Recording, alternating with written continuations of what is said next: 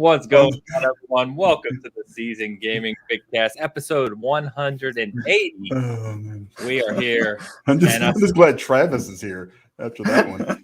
Yeah, so we get ready to start the show, and I asked these guys about 20 times. Are we ready? We're good to go? Yes. I'm always ready. Yes, good. As soon as I hit start, Travis goes, "Oh shit," and walks away.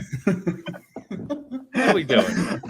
Okay, so what happened was I was about to start the show and I'm like, all right, cool. And then I look up and I see my laptop's at low battery and it's not plugged in. And I'm like, oh no. Because I've been in that situation before where I have to go, I'm still listening. And then go off camera to get my charger. And I didn't want that to happen. So I plugged it in during the opening cinematic. So there you go. Fantastic. That's why we have the longer intro now, for those reasons. Exactly. But good evening, everyone. If you're joining us live or listening to us later, we're coming Monday night. I flew home Saturday night and had a Chiefs game to go to yesterday, so I couldn't do the show at normal time. So we're coming to you at a special time tonight. So sorry to our British and European listeners. I know this is coming in the middle of the evening. Hopefully you catch us a little later. But guys, Mr. Dan Rodriguez, Dan Kuza today. How you doing, brother? I'm doing good, man. This is a little bit odd. I feel awake for the first Bitcast that we've done for a while.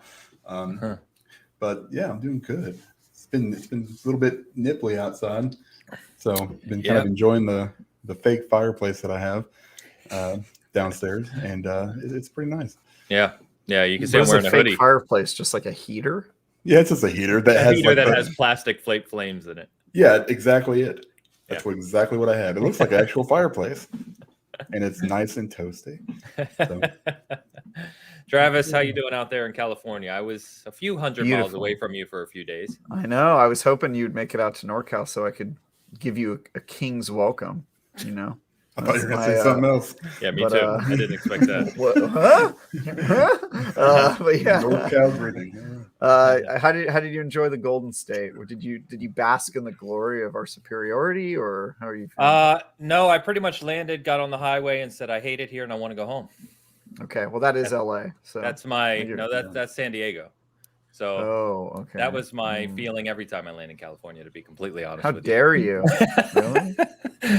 No, I had to go out for family. I was in Oceanside, about 30 minutes outside of San Diego. Oh, well, that's why you wanted to leave. Had nothing to do with California. But I wish I had more time. I actually Pampa, who's in the chat, he's in Oxnard. I tried to reach out to him and catch up, but I had about 4 hours of free time in 5 days. So I couldn't really meet up with anyone and do anything. Yeah, it was rough. But anyway, enough about that. Big Man Mo said that's disrespectful. Good evening, guys. Thanks for coming out tonight at a weird time. And as Pampa says, Halo, not hello. Yeah. Halo. Yes. We've got a lot of Halo to talk about tonight, and we will be covering all aspects of that because there isn't a hell of a lot that's happened this week, especially with Halo. So we're also going to talk about the mess with Activision that continues to evolve. We're going to talk about our Game of the Year picks right now. I mean, we're pretty much to the point. Halo is the only major release, and we know that's going to be Game of the Year already. So we'll talk about the other 4 of the top 5. And we've got, We've got Kojima getting into movies and television. We've got Spider-Man has finally launched on Avengers, which looks hilarious. We've got some Hitman. I saw that. What was that? He's going like this every time he shoots. We'll get there. And we've got Hitman Year 2 as well, which I know Dan will be the one talking for us on that one. So anyway, why don't we go ahead and jump into it? We'll start with the usual, though. Obviously, you've probably been playing Halo. I know at least Travis and I have, which we'll be getting to. But what else have you been playing? Travis, anything good for IGN, or Dan, anything different? I've been away. I haven't been playing anything, so I leave it to you guys. Anything I've been playing? I checked out Sherlock Holmes Chapter 1. I haven't really played a lot of it, but I did preview that game for IGN back before it was out, and it's pretty interesting. What else came out? God, I'm playing so many games. I'm reviewing a game. I'm reviewing that Nerf game. This is where my life is at now. I have to put down Halo so that I can play basically a Fortnite clone, but it's like a Nerf game. And get this, it's a shooter, third-person shooter Nerf game that does not use Nerf guns. They use different. They use like they have like their own like weapon system, but it does not use like Nerf guns with foam darts. That makes no sense whatsoever. Yeah, I know. It's like that's my exact thought. So I'm still very early with that game too. I just got a code, so I probably can't really speak on it yet, but it is out. Like you can buy it and play it. So I haven't formed an opinion yet, but my initial thoughts are, man, I really wish I was playing Halo. But I am playing a lot of Halo. I'm doing all of the wikis for that for IGN. So the guides on how to be good at PvP and the maps and what you need to know about certain game modes and all that stuff. So like I've played a troubling amount of Halo, but weirdly, like not a lot of public matches. Like I probably played like 50 or 60 public matches, which is like not a lot. And the rest of the time I'm in like custom games, like creating spreadsheets for like all the different, the best paths to like get around and all that stuff. Just all the solo work just to figure out stuff. Drop rates for vehicles, I figured that out. Like how likely is it that a Scorpion will drop from a Pelican? Really? That sort of stuff. Yeah. So Okay. I'm like in it deep without really playing a lot. But anytime I do hop in with my friends and I play, I'm like, hey, did you know this about this map? Did you know this about this game mode? Like all these like tricks, and they're always like, no, I had no idea. I'm like, I know. Nobody does, because I'm the guy writing the book. So it's kind of fun. I like it. If you need help with how to be good at PvP, just reach out. I can help you. I don't think you would be Not the to person me. to talk to, but I will definitely reach out to see if you know anybody who might be good at Halo. You know, Sounds good. Just to check. Sounds good. Yeah. No, that's cool though. That's cool. I'll definitely be checking some of that stuff out. I was actually watching Snipe Down on Twitch just before we went live here because he's doing some scrims, and it's always interesting watching those kind of pro level players. Man, they're just on a different level. But it's really cool to see all the hype around it. So, real quick, good evening, everyone. Good to see some faces in the house. Toolman says, got my PS5 ordered today from PS Direct. Congrats, man. Congrats. It is not easy getting these damn systems still. No. So congrats. It's awesome. All right. I haven't been playing anything. Really? No, I've been playing basically stuff that I played for last year. You know, it's I'm waiting for something new, like the Halo campaign to come out. And Wait, I don't know, maybe Halo multiplayer. I don't know, biggest release of the year. That's never going to happen. Yeah. So once that comes out, I'll have something nice and new to play. But I went back to like Yakuza, and I went back like to like a dragon. I was like, I'm going to try like a super hard difficulty, which is not me normally, play through. And I'm doing that, and I'm still trying to finish Guardians. I just started the whole thing over, even though I was like, really, it got that bad for you? It got that bad, so I uninstalled it, did the whole. I just wiped everything, and so now I'm just doing. They added in some stuff where you can like pick your chapters through the main menu. The problem is you can't save during those chapters, so you have to play the entire chapter all the way through. So I'm kind of going back and just playing like a chapter a day, and so far it's working all right. But I haven't hit that point where it just got ridiculous last time. How many hours did you have in it when you started having those frame rate issues?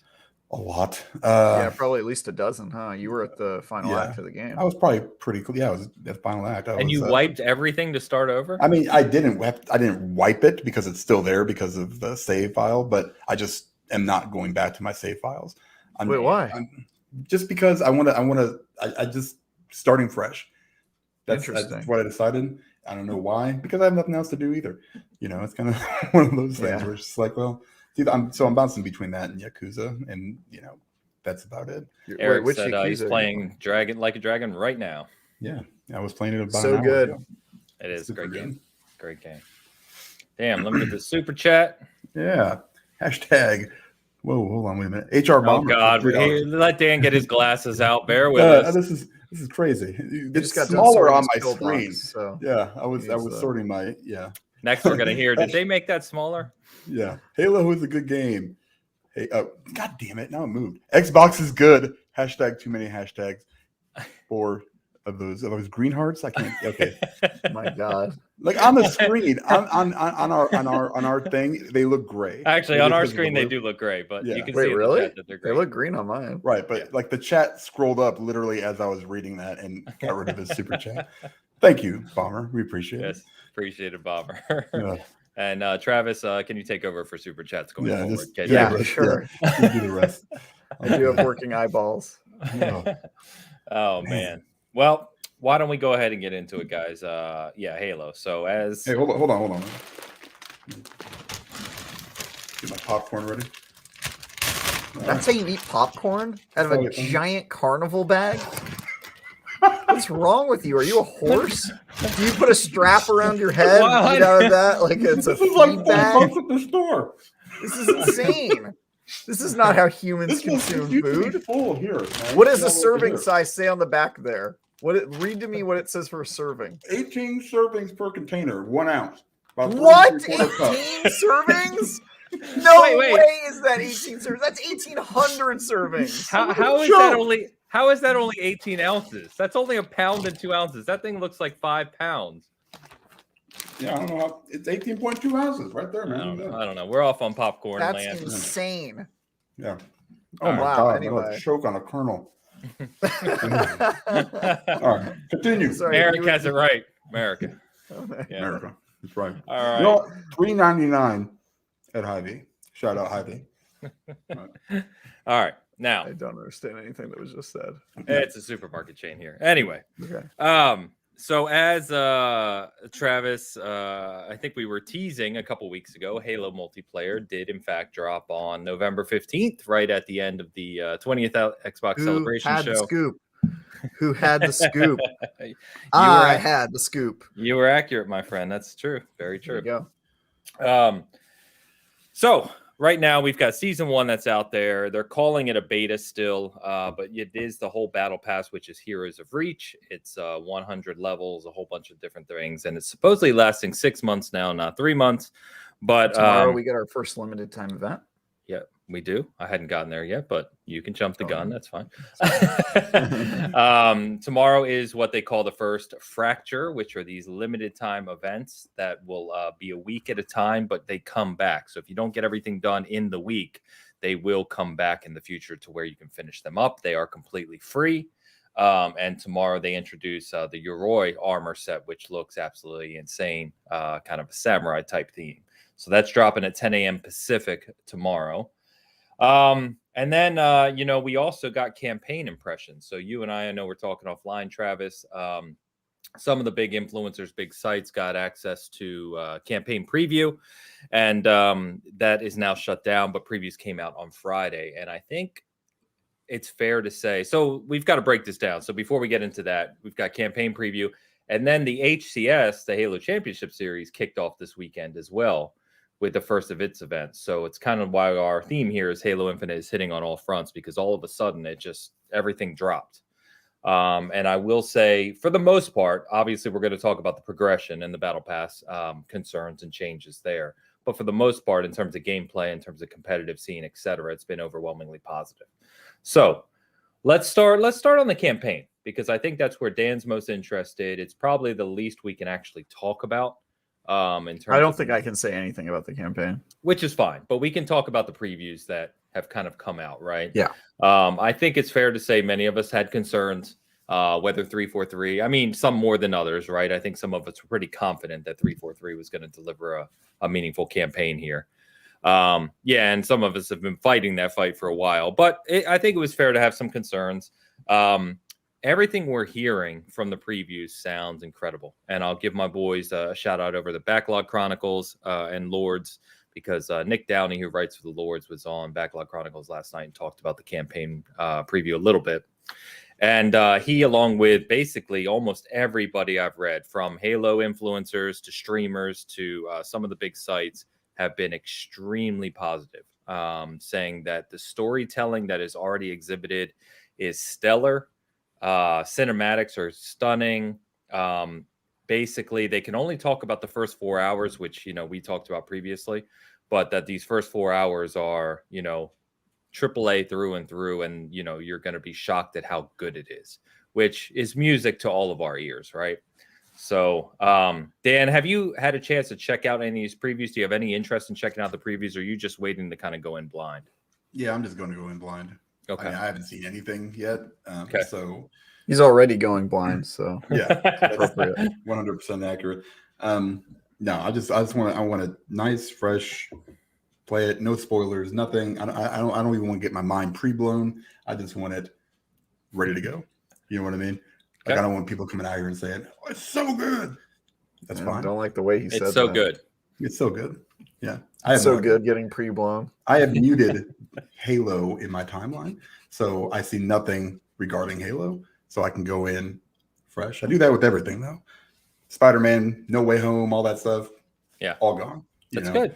Yeah. That's good. So, I mean, right. as we're talking right now, we're literally 2 weeks away. It launches on the Monday night of December 7th. So it's 2 weeks. Just over 2 weeks, sorry. But I think that's going to be pretty incredible. I know I can't talk about the embargo, of course, but obviously reviews will be out prior to that. You're reviewing it? I am reviewing it, yes. So to say I'm excited about that would be the understatement of the year. I just... Right, how far are you in your review? Are you allowed to say how much time you put into it? No. Final review codes are not out yet. Oh, you don't even have it yet. Okay. No, the preview event was a different...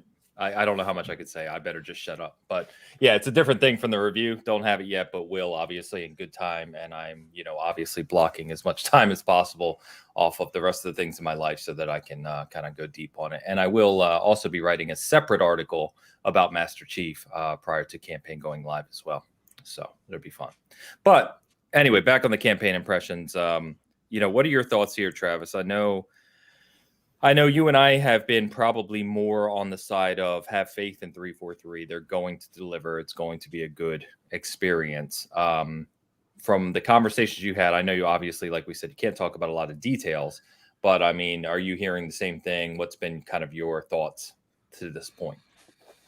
Yeah, I've sort of always believed in 343 storytelling. I think like their strength is that they're not afraid to like make big choices.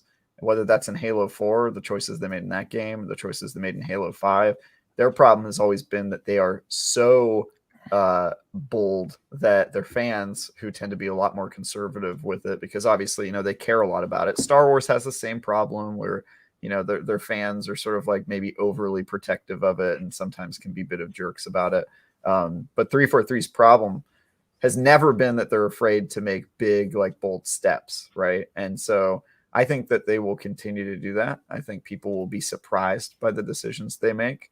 The premise of Halo Infinite is already a huge, bold decision. It's like a time jump and we've lost the fight and all that stuff that they're doing. So I think the feedback from Halo 5 being that we didn't see enough Master Chief, right? That was like the primary complaint. And they're obviously addressing that. And as long as they continue to not be afraid to make big decisions, I think that they'll continue to be successful, and at some point their fans will probably appreciate it.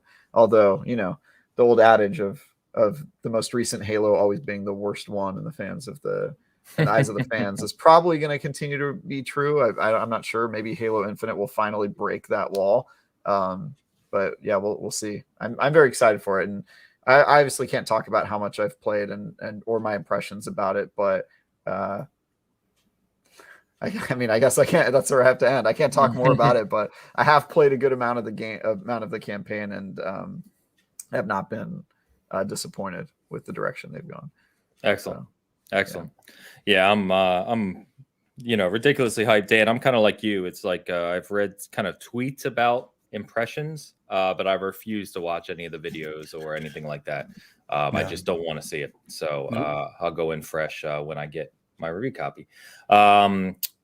Big Nash says, when is the campaign coming out for Game Pass members? It's the night of December 7th. It launches. So if you check the store, I think it originally said December 7th at 6 p.m. Central, my time. But I think that's backed up a little bit now. As usual, I don't know if you can take a trip to New Zealand and play earlier. That usually works for Xbox titles, though we don't endorse that route officially here at Season Gaming. Yeah, not like we endorse scalping. Because we are 100% for that, unless it's the Switch OLED specifically. Just that though. Yeah.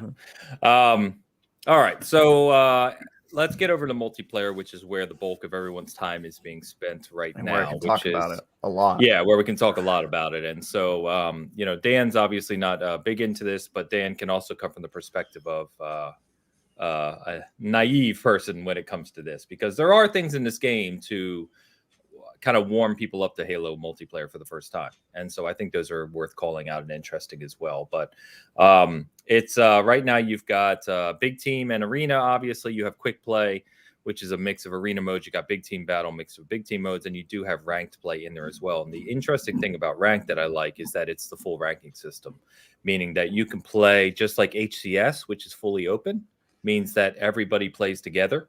Whether you're on PC, Xbox, controller, or keyboard and mouse, you play together. You can also enter on a solo or duo queue, meaning that if you're playing by yourself in ranked, you don't have to play against full teams of 4. Excuse me. Which you is can good. also filter by input when you do that. Can. Yeah, you can do controller in that, and there's different rankings for each. So the competitive scene is already very strong, on Infinite so far. So I know we talked a lot before, Travis, about the flights and how good they were. I got to say that, and I've seen this from many, many people. Some are in the chat, some are just old school Halo players, but I've seen an overwhelming amount of positive feedback on multiplayer, basically saying that it's taking everyone back to like the Halo 2 days, where the whole hashtag just one more game lives very strongly with this game, and you cannot turn it off. It is just too fun to play, and there's kind of something that happens in every match. The opportunity for kind of crazy moments or skill moments or what have you is so high in every match that it's like you just want to keep playing because you never know what's going to happen next. And I think that's just, it is amazing. I literally got home Saturday night from my flight at 6 p.m. Got home, kind of had some food, got settled, signed on at like 8:30 that night. And I wanted to go to bed by midnight, and I didn't get to sleep till almost 3:30, which, I'm still recovering from. But you just can't put this game down. It's an old man, too. I know. In my 60s, you know what I mean? So you can't put the game down. And I think that we'll talk about the other aspects of it, like progression, obviously. But I think the most key element to a shooter being successful is obviously the mechanics and the will to want to continue to play it. And I think this game has it in spades more than any other shooter I've played in a very long time. Probably since Halo 2, like many other people have said. So, yeah, I would agree with you. I think, and we all knew this kind of when we talked about before on this show about how good the multiplayer feels. I think that all still is true in the final version of the game. And it's nice to see that everything surrounding the release is also really like tight. Like the fact that they adjusted the progression system, made minor tweaks to it as soon as they could, because they realized that was a major issue. They're already like patching stuff. There's been issues on PC, if you've been playing on PC, that they're fixing. The Xbox One is really the one that probably needs the most help. I had to test on the Xbox One, which runs like at 20 FPS. So hopefully they'll have some sort of solution for that, because I'm sure that there's a whole player base of people on the Xbox One that feel a little bamboozled by the performance there. I've always thought, because I don't know if you remember this, Ains, but Halo 5 Guardians also got kind of the same love in the multiplayer regard. Yeah. It wasn't until the campaign came out and people thought that was bad that it sort of started to come off the rails for them. And I think Halo Infinite's biggest challenge is going to be keeping players' interest over a long period of time, especially if they have trouble delivering content at a like regular clip, because it's not the same audience that they sold Halo 2 to, where they were basically the only major multiplayer game for like 6 months before something else came out. There's tons of games demanding people's time, and a lot of those are really good at coming out with content often. And we're now in a 6-month season, the very beginning of a 6-month season, with 10 maps, a handful of game modes. And my question is going to be, are they going to be able to churn out content enough to keep people's interest until the major stuff comes out, like co-op and Forge and all that stuff that we know they have planned, season 2 and all that. And that'll be my main question, is can they keep up with demand for Halo? Yeah, I think that's very fair. You're exactly right, especially because seasons were supposed to last 3 months, right? They extended the first season to 6. And they've said that co-op and Forge will be later than or at least co-op will be later than the 3 months they originally kind of speculated on. So buried in kind of all this good news, there are some kind of not concerns, but you know what I mean, some negative points. There are concerns for me, for sure. I'm actually concerned that 6 months is going to kill the game if nothing happens between now and then. The only caveat there is that it being one long season doesn't mean nothing's going to happen. You know, they could very easily add more maps. I have no idea what their plans are for that. They could very easily. They're already doing a limited time event this week. That's a super good sign. That means that they're like not wasting any time. So we'll kind of see, but it definitely is a concern. Like I could see this being just like Horizon 5, right? Like the last week, it was like all Forza Horizon 5 and then the stealth drop of Halo. And now I've not really heard anything about it. So with the way games kind of go up and down, I could see the narrative turning on Halo Infinite really quickly. Obviously campaign is going to give it a big bump, you know, when people are like, oh, the campaign's good too, and then are playing that. But you know, it's a long time between now and the next big thing that we know is happening with Halo Infinite. And think about all the games that are coming out between now and then. We got Elden Ring, we got the new Destiny expansion, we've got Horizon or Forbidden West is coming out. There's just a ton of games coming out. So I'll just be interested to see what happens. But the good news is the core experience they built is unparalleled in the gaming space right now. Like nothing does what Halo does. It feels so crisp and so old school, and it makes me feel like I'm playing Combat Evolved. As weirdly as that sounds, like I feel like I'm playing Combat Evolved, but it doesn't feel old because they've modernized it enough to make it feel fresh and new. And all the crazy stuff you can pull off in that sandbox is just so fun. And here's another thing. I need to get on my soapbox here for a second. Whatever happened to fun multiplayer modes in shooters? Remember, every game used to have silly, fun, over-the-top, objective-based multiplayer modes, and now you never see capture the flag in multiplayer games. Like it's basically just Slayer or some variation of Slayer in every game, and it's so weird when you think about it because so many games are like perfect for it. Like Destiny's one that comes to mind right for me is like there's a game with like powers and over-the-top characters and crazy, you know, space wizards, and the only game modes that they offer are like Slayer modes, and it's so weird to me that there isn't something more kind of novel. And I love that Halo embraces the silly modes where it's like you're part of HCS. Seeds. One mode you're collecting seeds and banking and stealing, and another mode you're doing capture the flag and control. And I love the variety of games. And I've seen some people complain like they don't like Oddball or whatever, but like to me, an objective mode is I love Oddball, and to me, and like an objective mode is so much more fun than just straight can you kill the other person. I love having to like work as a team to accomplish some sort of like weird task or like mini game. It just feels so it feels so pure to me as like a shooter. So I'm really happy that is a thing in Halo, and I just have to say I hope more games realize that you can be goofy. It doesn't need to just be like, you know, battle royale, everybody try to kill each other before the end. Like I kind of love the over the top nature of some of these objectives. So I think I completely agree. I've always liked objective modes. It can be, of course, frustrating if you're playing with randoms who don't want to play the objective. We've all been there a million times over, especially in Stockpile.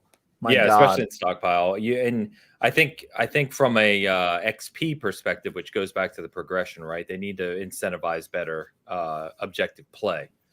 So I think they can make some improvements there. But yeah, I mean, there is something to be said for like, some of my most exciting moments so far playing have not been just getting that kill, right? It's about like, I grab a flag and die and I see my teammate pick it up for me, or I'm helping shield a teammate or snipe some people that are chasing my flag carrier. Do you know what I mean? It's to your point, it's working together to accomplish an objective and getting that win. And I think Halo moves into that space really well because at its core, Halo is a team shooter. There are excellent singular Halo players, but on Halo, win rate is all about playing as a team. And win rate is much more important in Halo. Well, it's not much more important, but it's much more signified of good Halo players rather than things like KD. You can dominate in other games. I know we always go to Call of Duty. It's not even really fair to do that, but you can dominate in Call of Duty, right? And you basically don't really have to worry about your team is doing. You do, but not to the same degree. Like you can dominate in Halo and you'll just lose every game if you don't have a competent team. It happens all the time. Especially objective modes. It's especially objective modes. It's just further emphasized, right? So they make you be a passenger if you're trying to capture the flag on like a Warthog, right? Like you can't drive and carry the flag, and that's intentional. It makes you work together with the other person, which I love. Yeah, it's awesome. Yeah, Pampa calls out. See, it's funny because Dash says Oddball is amazing, Capture the Flag not so much. And then I see who thinks that? That's crazy to me.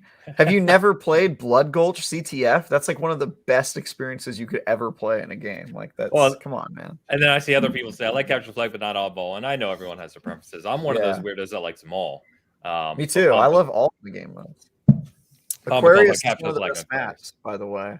It's awesome. There's way more nuance to that map than you think. I'm making a guide for it right now. Like you can jump on the side ledges to get up. Yep. And then there's some weird stuff where the game kind of tricks you. Like there's vents that look like they can be shot and walked through. I don't know if you guys have noticed those, but you can't shoot them or walk through them. It's just like I don't really know why they're there. It's kind of interesting. Maybe there's a secret, but I've tried everything to like break those vents open and walk through them, and there doesn't seem to be a way to get inside those rooms. So. I'm interested to see if there's some reason later on down the road. Yeah, and I was going to say too that to your point about content, we know there's more maps that are coming because we've seen kind of the data on that. We also know there's new modes. Even if you watch the teaser for season 1, which is weird, they show modes and cosmetic items that aren't there today. Or look in the achievement section. There's achievements for game modes that aren't out yet. Yes, like elimination. Yeah, exactly, including a revive mode, which Halo has never had. So I'm very excited about what they continue doing that. Eric, I will absolutely echo this. Bring back Rocket Race, one of the most fun modes. Bring back Infection. Yeah. Oh, Infection will definitely. Absolutely. I'm sure they've got a ton planned, and you can kind of already see that. My question isn't if they have it. My question is, are they going to get it in time? Yeah, because I feel like there's not going to be much before campaign launches, and then how long after campaign before they start to kind of pump up the multiplayer sandbox and playlist. It's all about cadence. Yeah, exactly. Yeah, they got to keep it going. Well, the thing about it is, I mean, based on what everybody is saying, they're starting from a point that is so far ahead of everybody else that has released in the last 2 years that they should be able to pump that content out and it perform well and quickly, really. I mean, they're I can't think of another multiplayer game that I've seen as much, praise for since really the pandemic started. So, hats off to them. But I think they probably got a hell of a game plan, and I think they know what they're doing. Well, and to your point, Dan, too, we often forget that this game was delayed a year. Yeah. So, it clearly wasn't ready to release last year, but still the teams were working towards a 2020 release, which means they already had some cadence of events planned, right, for multiplayer. And they've had a full year to basically continue to work on that and evolve it. So, it's going to be interesting. I don't know if you guys saw, but after the multiplayer flight, within a day, the Halo campaign was the #1 pre-ordered item on Steam.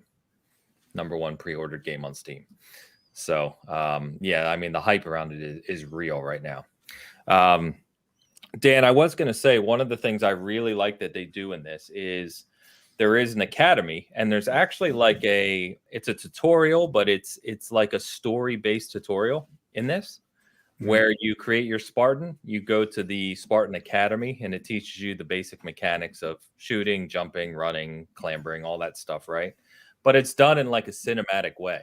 And it introduces you to the leader of the academy, and then you go on to a test match with bots on live fire, and it's just really, really cool. It's got a few achievements tied to it too. So I think that, we've always talked about how the shooting mechanics and shield breaking and all these other nuances of Halo multiplayer are a little bit different from other games. And I think it does a pretty good job of introducing new players to it. I personally think they should have gone even a step further, 2 steps further, really. One is that basically told people you have to play the tutorial but then force you to skip it if you want to, if you're like a seasoned player. Because I think they're just jumping into matchmaking without really playing the tutorial, or excuse me, and I think they should also continue to expand upon it for things like big team battle. Right? They need to introduce vehicle mechanics and some things like that, equipment mechanics, because right now it's pretty straightforward. So, but I think it's good. They need to really need to ramp up the education for new players, because that's another aspect of how you're going to keep some of this new audience. Yeah, I mean, the problem I have is that I have no interest in competitive play. Of course, with any game. That's but that is a pretty that might big be problem. Something. Yeah, it's a huge problem. That might be something I jump on. Now is that this is going to be one giant game, or is it like Halo multiplayer? Then there's going to be a separate. It looks like campaign. It's on the same app, which I actually thought it was going to Okay. be two separate apps, but it is the same app. Oh yeah, Yep. Once the campaign comes out, I might jump on that and see how it is, and try it out. But until then, little no interest. No offense to the Halo community, because I know it's awesome, and I think it's amazing. The reception it's got. I just don't play it, so it's just. You should give it a try, because here's my pitch to you as a guy who's thought philosophically about Halo Infinite multiplayer quite a bit. One, my girlfriend is playing Halo Infinite, and she is not a competitive multiplayer person by any stretch. She likes to play dating sims, as you know, and she's gotten into Halo because she plays big team battle, which is a mode where even if you're not getting kills, you can still be helpful. And she's helped clutch matches just by standing on zones or grabbing the flag and hopping in the car and having somebody else drive her. And she's having a ton of fun with it. And the multiplayer also has its own mini story. It does. I don't know how much they're going to develop it, but the basis that they've put out in this early access state is pretty impressive. There's a cutscene. My girlfriend actually teared up at the cutscene, which is crazy.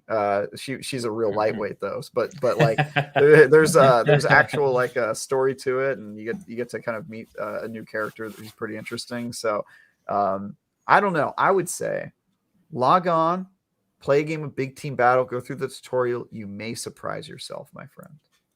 I mean, maybe. It's my advice. It's my advice. Live a little. It's never too old. You can teach an old dog new tricks. That's what I say. It may be true. I know all the tricks. I'm just not good at them anymore. You learn all the tricks. It's different. Yeah, that too. Yeah. Yep. That's my weekends.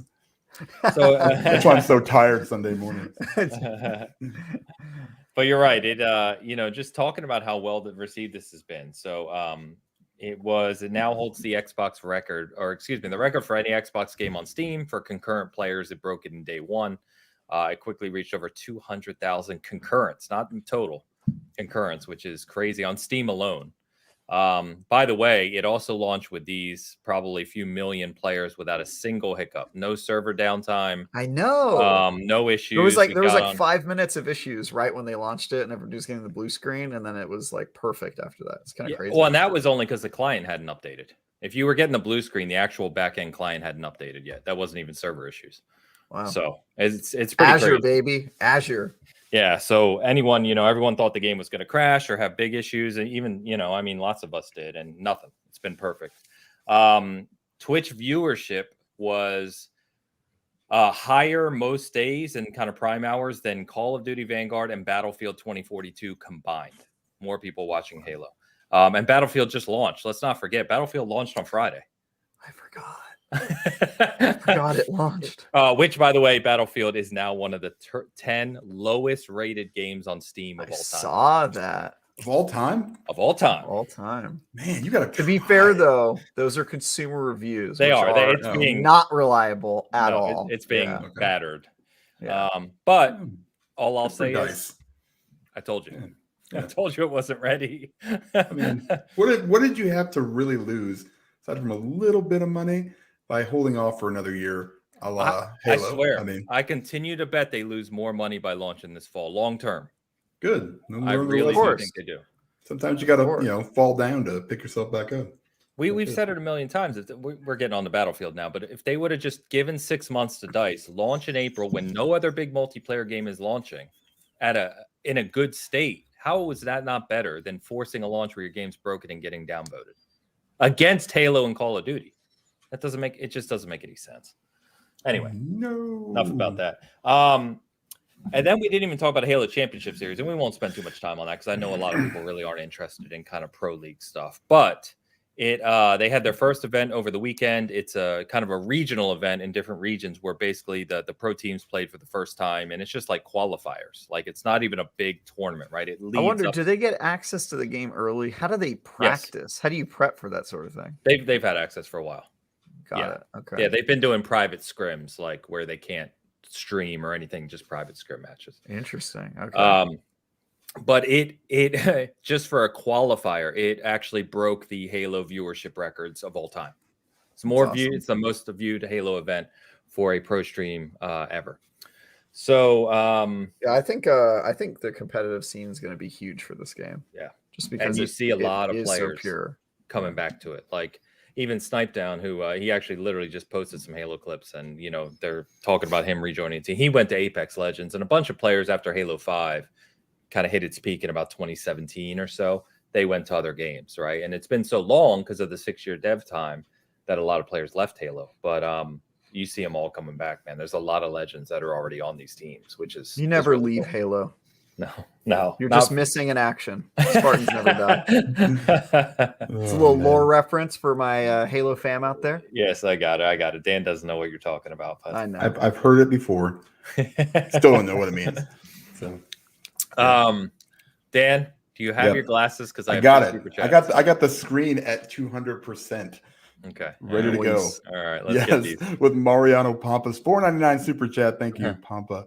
If Twitter existed back in the Halo 2/3 days, would we see the same receptions like we are now? Hashtag Return of the King. I think so. I think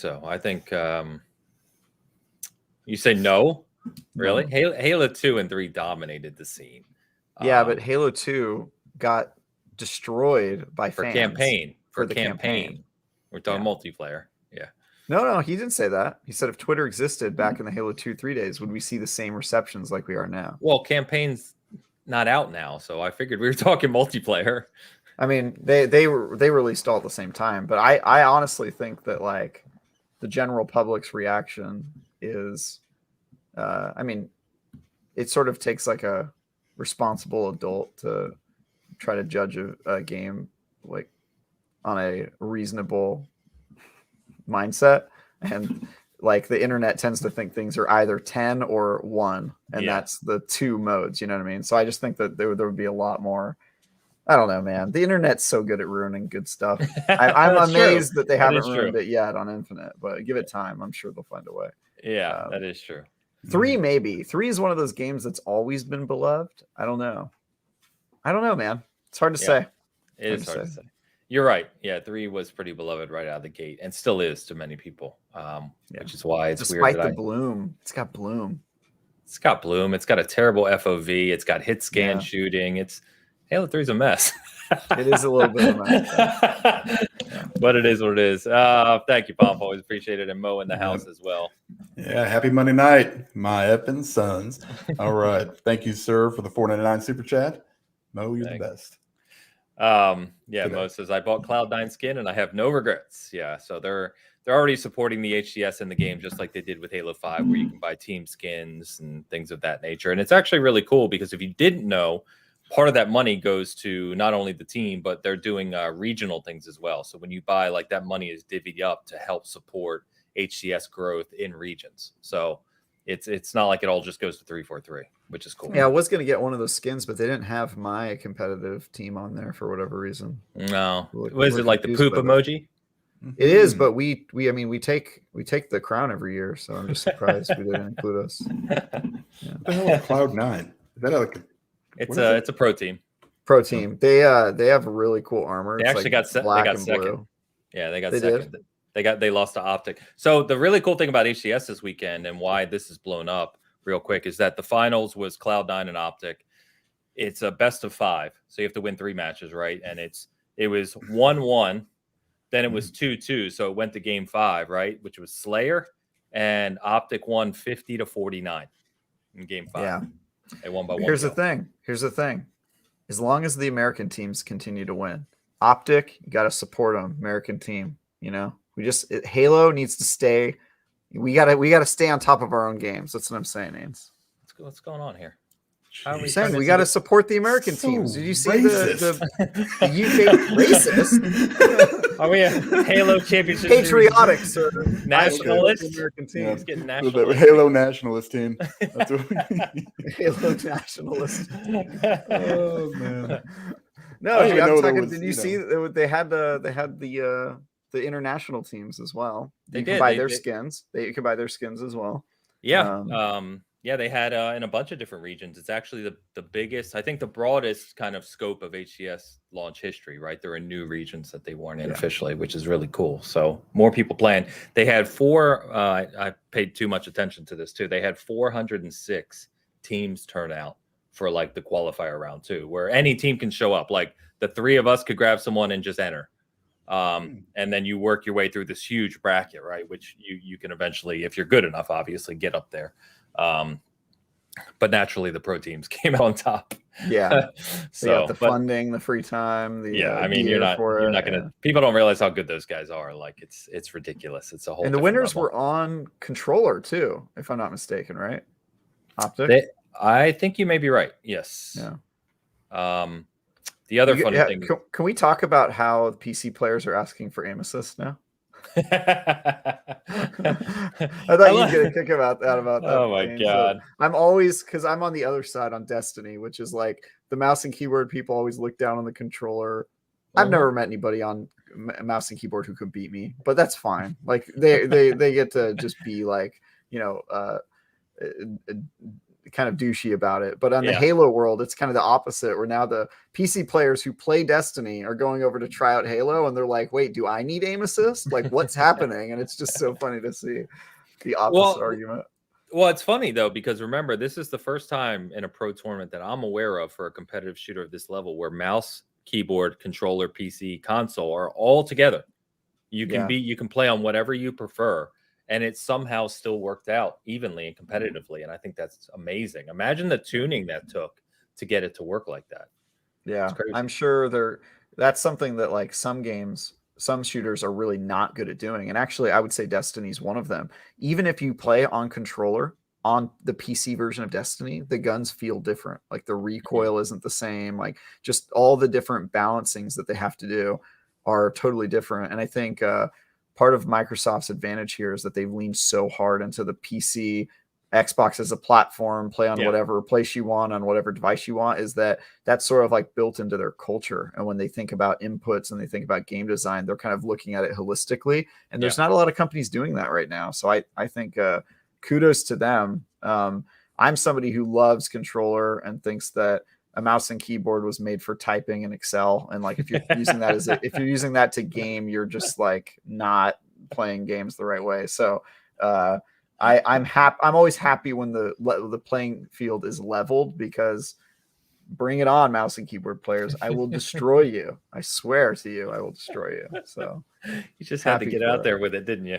I did. I think it's funny. I love that relationship between like inputs and, the PC master race not understanding that they're overrated. That's all I have to say. No matter what, it is cool, and those options being out there, it's great. And like most said, there's new skins dropping tomorrow, so I'm looking forward. They should give you the optic skins for free since they won. That's what I feel. Or a discount or something. That'd be pretty cool. Discount, yeah. Or a discount to all the losers, maybe. The winning skin is more desirable now. So there are a couple pain points, right? We've kind of touched on the progression already. They recognize the one thing that I really kind of dislike, and I know many people brought this up in the flight too, and they've addressed it and they've talked about it, is that progression is only in the battle pass. Whereas most games, you kind of have this profile wide ranking, and then you're working on the battle pass separately.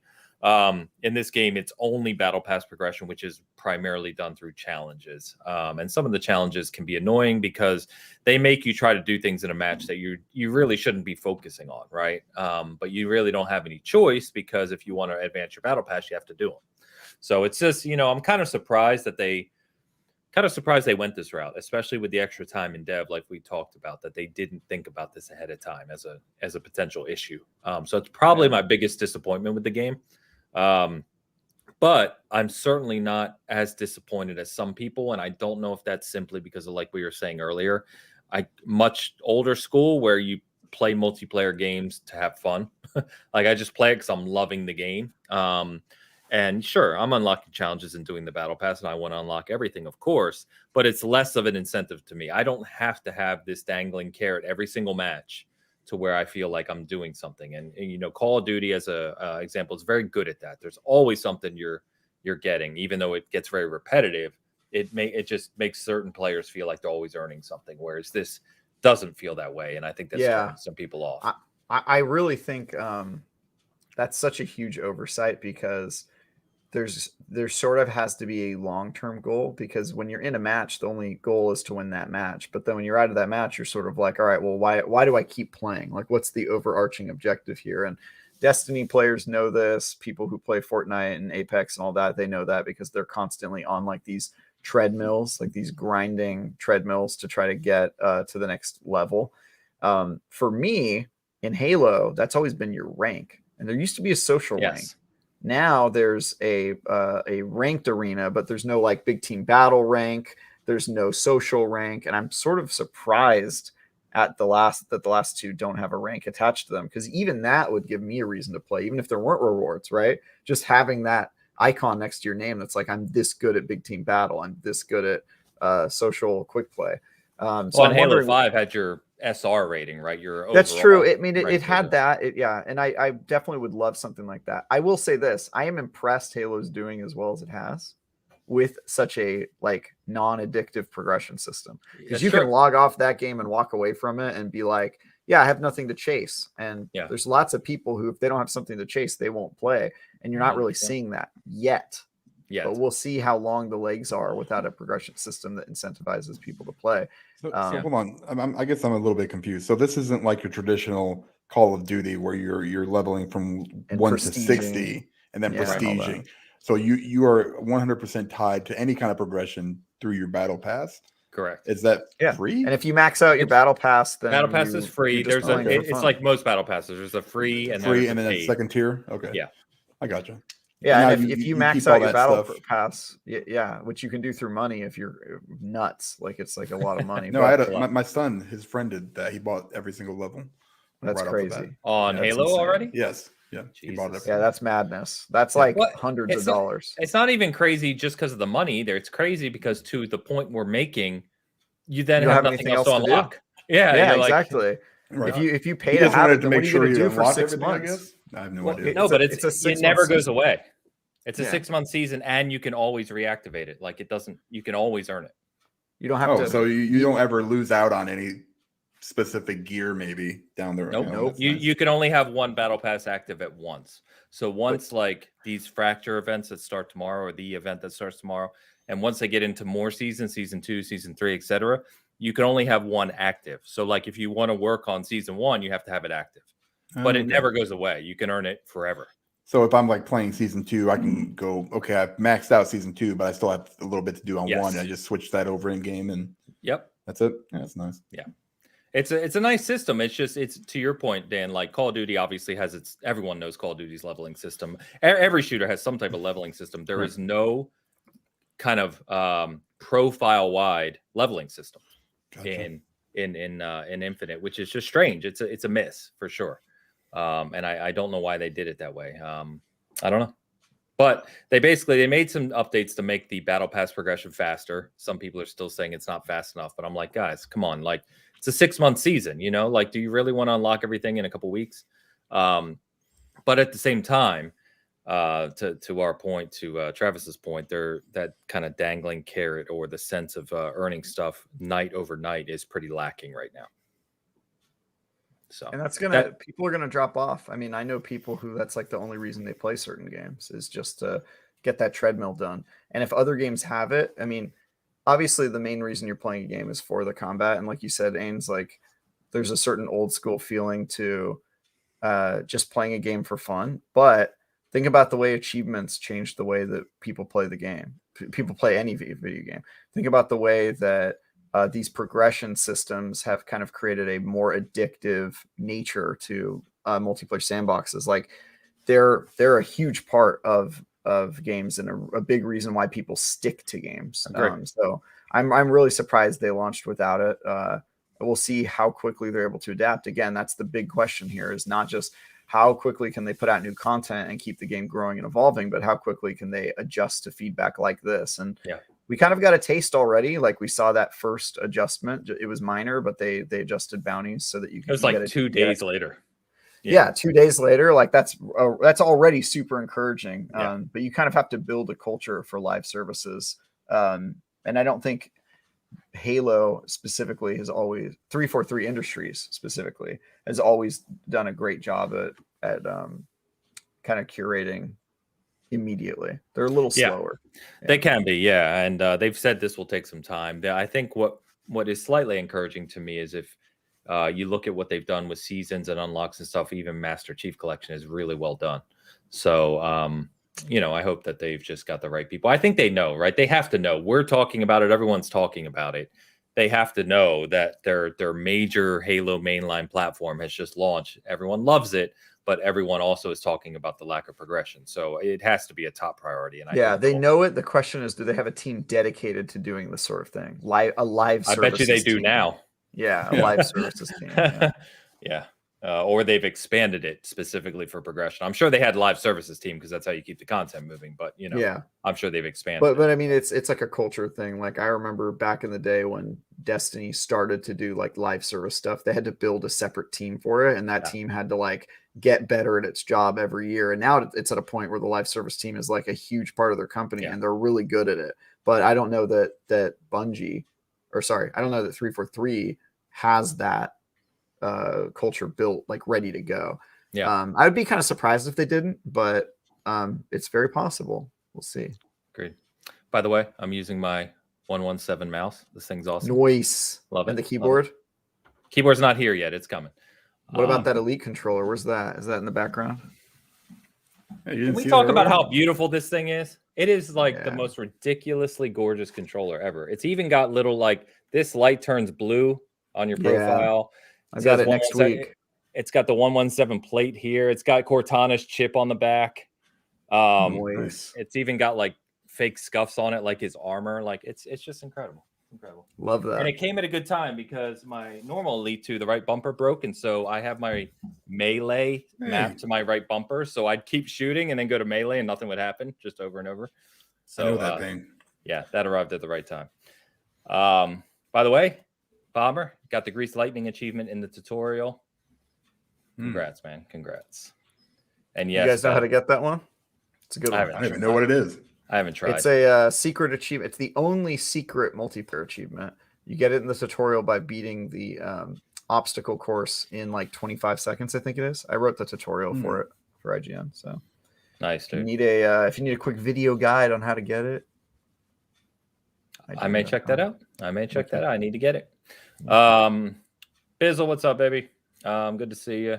And Mr. Badbit, did someone say culture? We sure did, my friend. We sure did. So almost all these guys in chat have been playing nonstop. A lot of big teams, a lot of huge parties. Travis, if you see us on, please jump in, join us. Got huge parties playing big team. It's been fun, man. I think we had 11 out of 12 the other night, or 10 out of 12, and it's just absolute chaos, as you can imagine. So it's fun. I really want to get in a big team battle team with 12. I think the largest group I've had is like 6 or something, and that alone was fun because it's great to just be able to be like, yo, like, guys, get on my Warthog, like, get inside this thing. And also explaining things to people. Like, so many people don't know you can put the seeds inside the Razorback. Yeah, hell yeah. We did that the other night. Things around. It's so cool. I actually got an overkill with one shot because the enemy team had 4 people in their Razorback as they were trying, and I hit them with a rocket and blew them up and got an instant overkill. It's beautiful. I love that. Yeah. Beautiful. I got my first in a ranked arena, a 20 kill streak. That was my mythic medal. I don't believe you. Look it up. It's in my stats, bro. You can see my stats, bro. There's a record for this. I got the achievement too. You can see my achievement. Mythic medal. Mean, you play bots, you do what you got to do. You know what I mean? That doesn't count. It's match made. It's a match made game. Dutch, good evening, man. God damn, Dutch, it's got to be late for you, man. Thanks for stopping by. Sorry I couldn't join you the other day, but we'll get some games in soon. Who else is here? Kev, what's going on, Kev? Good to see you, man. So we've talked about Halo for a while. Anything else you want to touch on, Travis? I don't think Dan has anything else, but Travis, anything you want to touch on with Halo while we're on? No, I think I've monologued enough about this. I could talk about Halo for the rest of the show, but I don't want to do that to Dan. He's only got a couple hours left to live, so let's move on. That's very true. Well, so we need to convince him about the greatness of Halo then. We don't have much time. I have total faith that it's great. I just try it, man. Here's the problem. Play Big Team Battle. I would play, but I would probably play by myself somewhere. Like, I'm not hyper competitive, so like I'd be over there like trying to jump through a wall or something while everybody else is trying to actually do stuff, and I would be getting yelled at, and I would just be like, listen, this is why I don't play with people, because I want someone to do my thing, and everybody's all angry and meh, you know. Play some bot matches, man. They're fun. Yeah.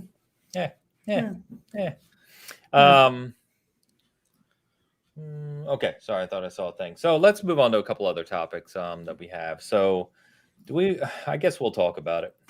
It annoys me, but we talk quickly about Activision and this Bobby Kotick mess. I know we touched on it several weeks ago, as did most shows, and kind of more evidence has come out from some investigative reporting that all kinds of nonsense that you would expect from this kind of clown.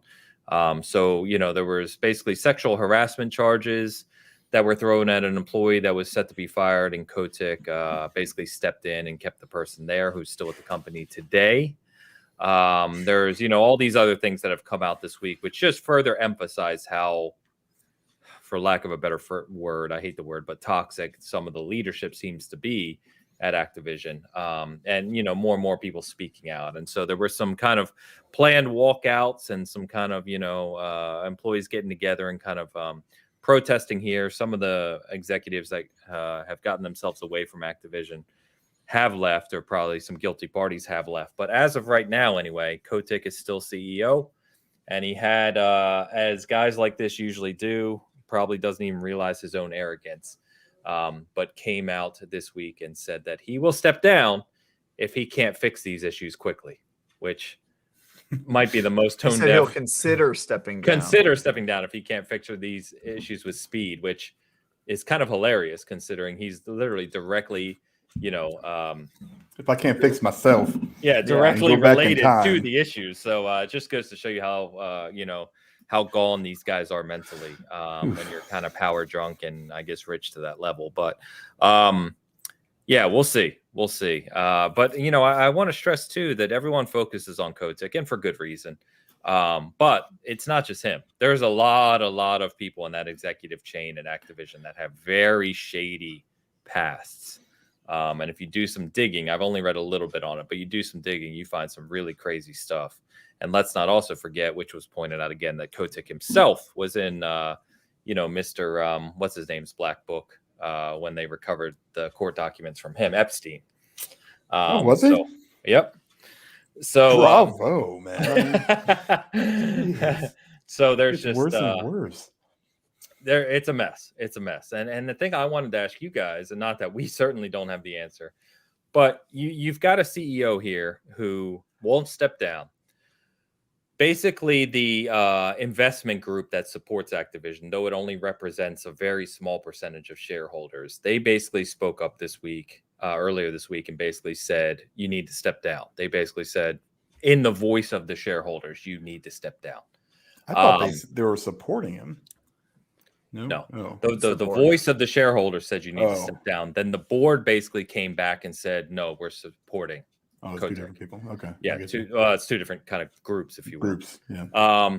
And then, you have these walkouts, you have these protests, you have employees kind of doing whatever they can, because a lot of low-level employees, you don't have a lot of power in this situation, right? But you're doing what you can, you're speaking up, you're standing up. That's not making any change. Where do you go from here? There's no legal case against Kotick at this point in time, anyway. If shareholder kind of spokespeople or shareholders are saying they need to step down, their stock has dropped, their value in stock has dropped, still not stepping down, and the board still supports him. Where does this go from here? Where? I mean, there's nobody's holding him accountable, really.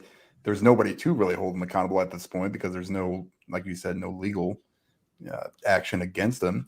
I mean, the guy, this piece of shit. I mean, I'm just gonna say it. I mean, I don't understand. In his position, you can either be, humble and understand and acknowledge that you've made mistakes, and move on with your $300 million, whatever, nest egg that you've got sitting there, and, bye-bye, let Ibarra or somebody jump up. I mean, he seems like a good guy, but at this point, I have no idea with him either. Just anybody really, not just specifically Mike Ibarra, but he always seemed like a nice guy. Anyway, something's got to give. And maybe it comes when those legal actions are actually put against them, if they are. And then the board kind of goes, yeah, we can't have this. Our stock's going to go down, because really it's going to come down to money. And he's probably got a crap load invested right now. So he's probably sitting there trying to fix it, maybe to get the stock price back up so he can, sell his stocks for the highest price he possibly can. But, I would guess that if he said he was stepping down, the stock prices would probably shoot up, and then he'd be fine. I mean, I get the hell out of there at this point. Nobody likes you. You're not like a very personable guy. You threatened to kill somebody, according, allegedly. There's so many things. You failed. You have failed. Not only the company, but more importantly, the employees at Activision, and that's the biggest thing. And these people, some of them don't feel safe going into work. Some people are just, it's a terrible situation, and they need to remedy it. And really, he's the only one right now that can make that, at this point, can make that decision and do what's best for really everybody. So it's disgusting, really.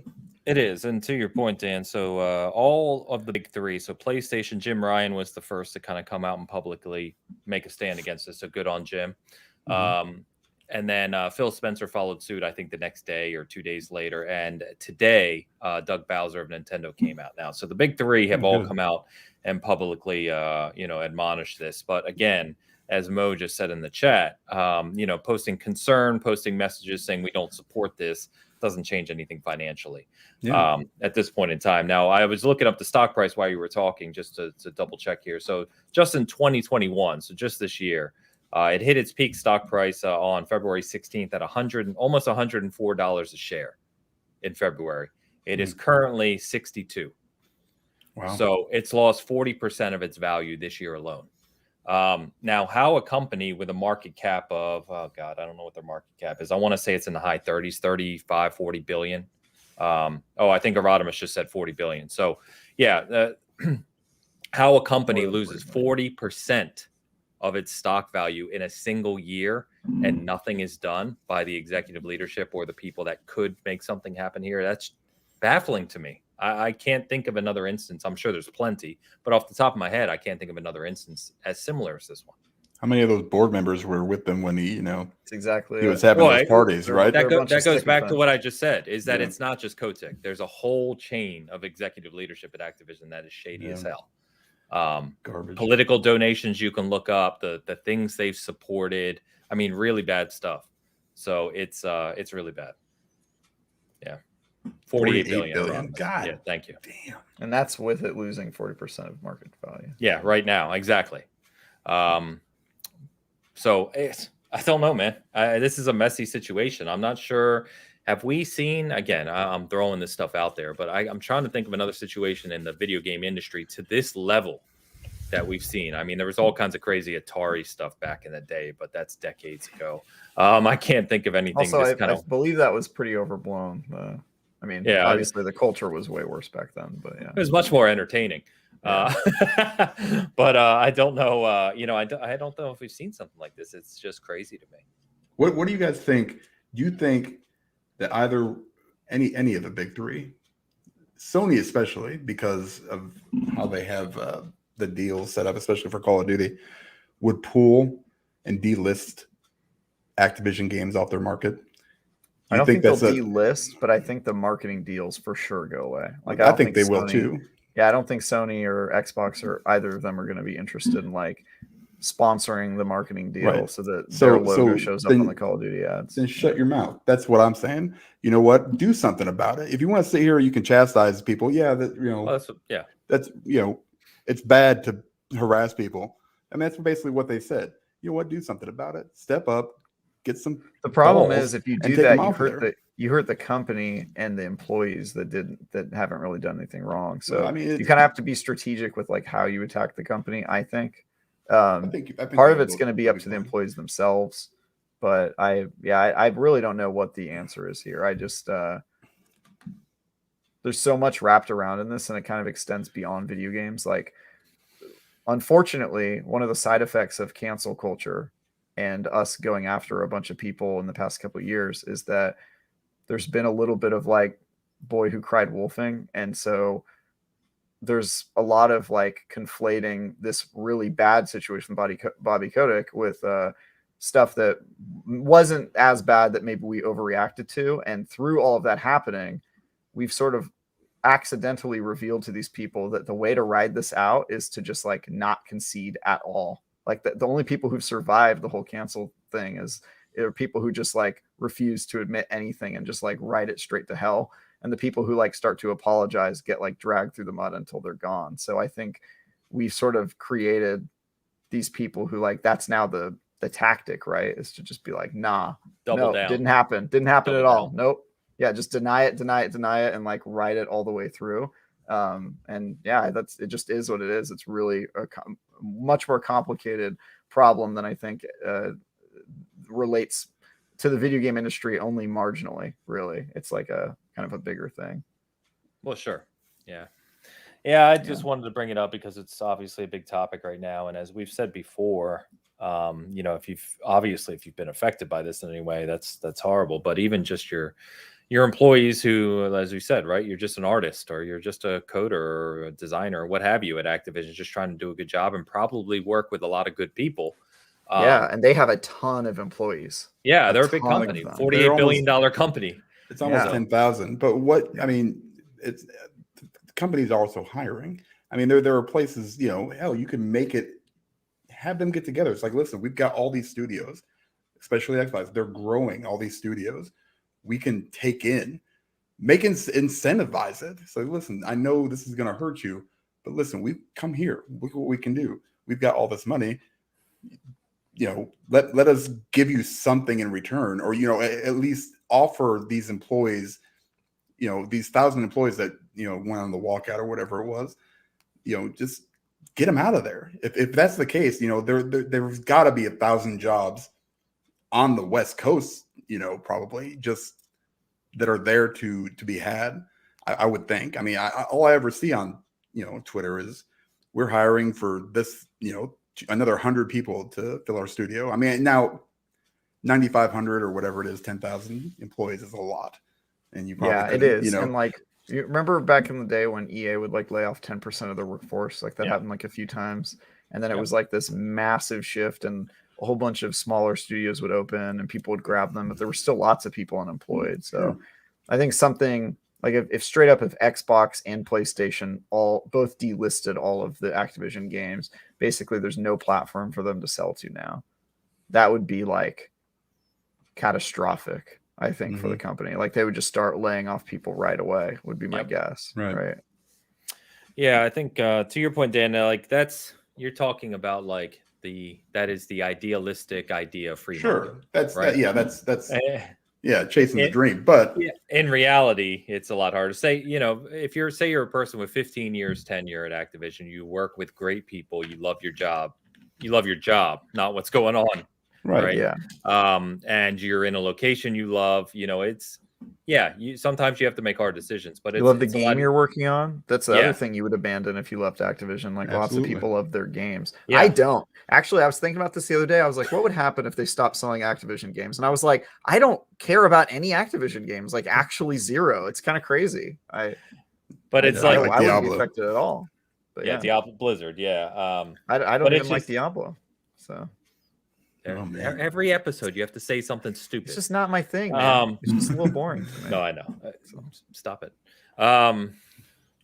What was I gonna say? But it's a lot harder to just make that move, for people. Absolutely, it is for sure. So it's tough.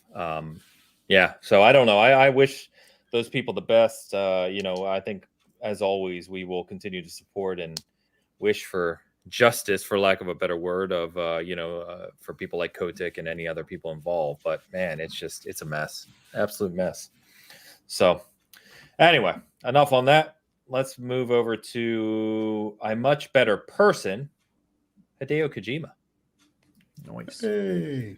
Kojima, Mr. Movies. Beloved Kojima. He's yes. finally doing what he should have been doing the whole time. Exactly right. So Kojima Productions announced today that they're opening a studio in California to support film, music, and TV production.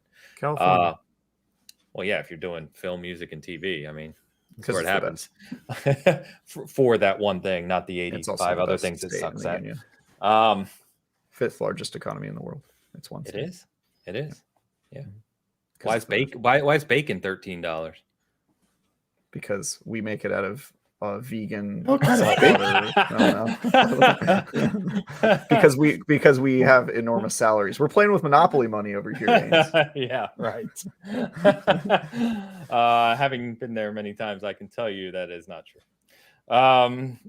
No, we are. No, I'm telling you, like, that's the thing. Other people come to our state and they're like, why is everything so expensive? And I'm like, well, it's not expensive to us because we have California salaries. Our salaries are way higher than the rest of the world. And then we go to your states and we're like, that monocle, top hat. We're the monopoly man. Yeah, I'm saying that's not I'll take true. one of Fundamentally everything. not true, but that's okay. We don't have to argue about it.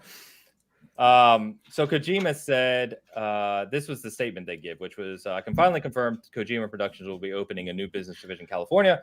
New division will be tasked with working with creative and talented professionals in television, music, and film, as well as more familiar games industry.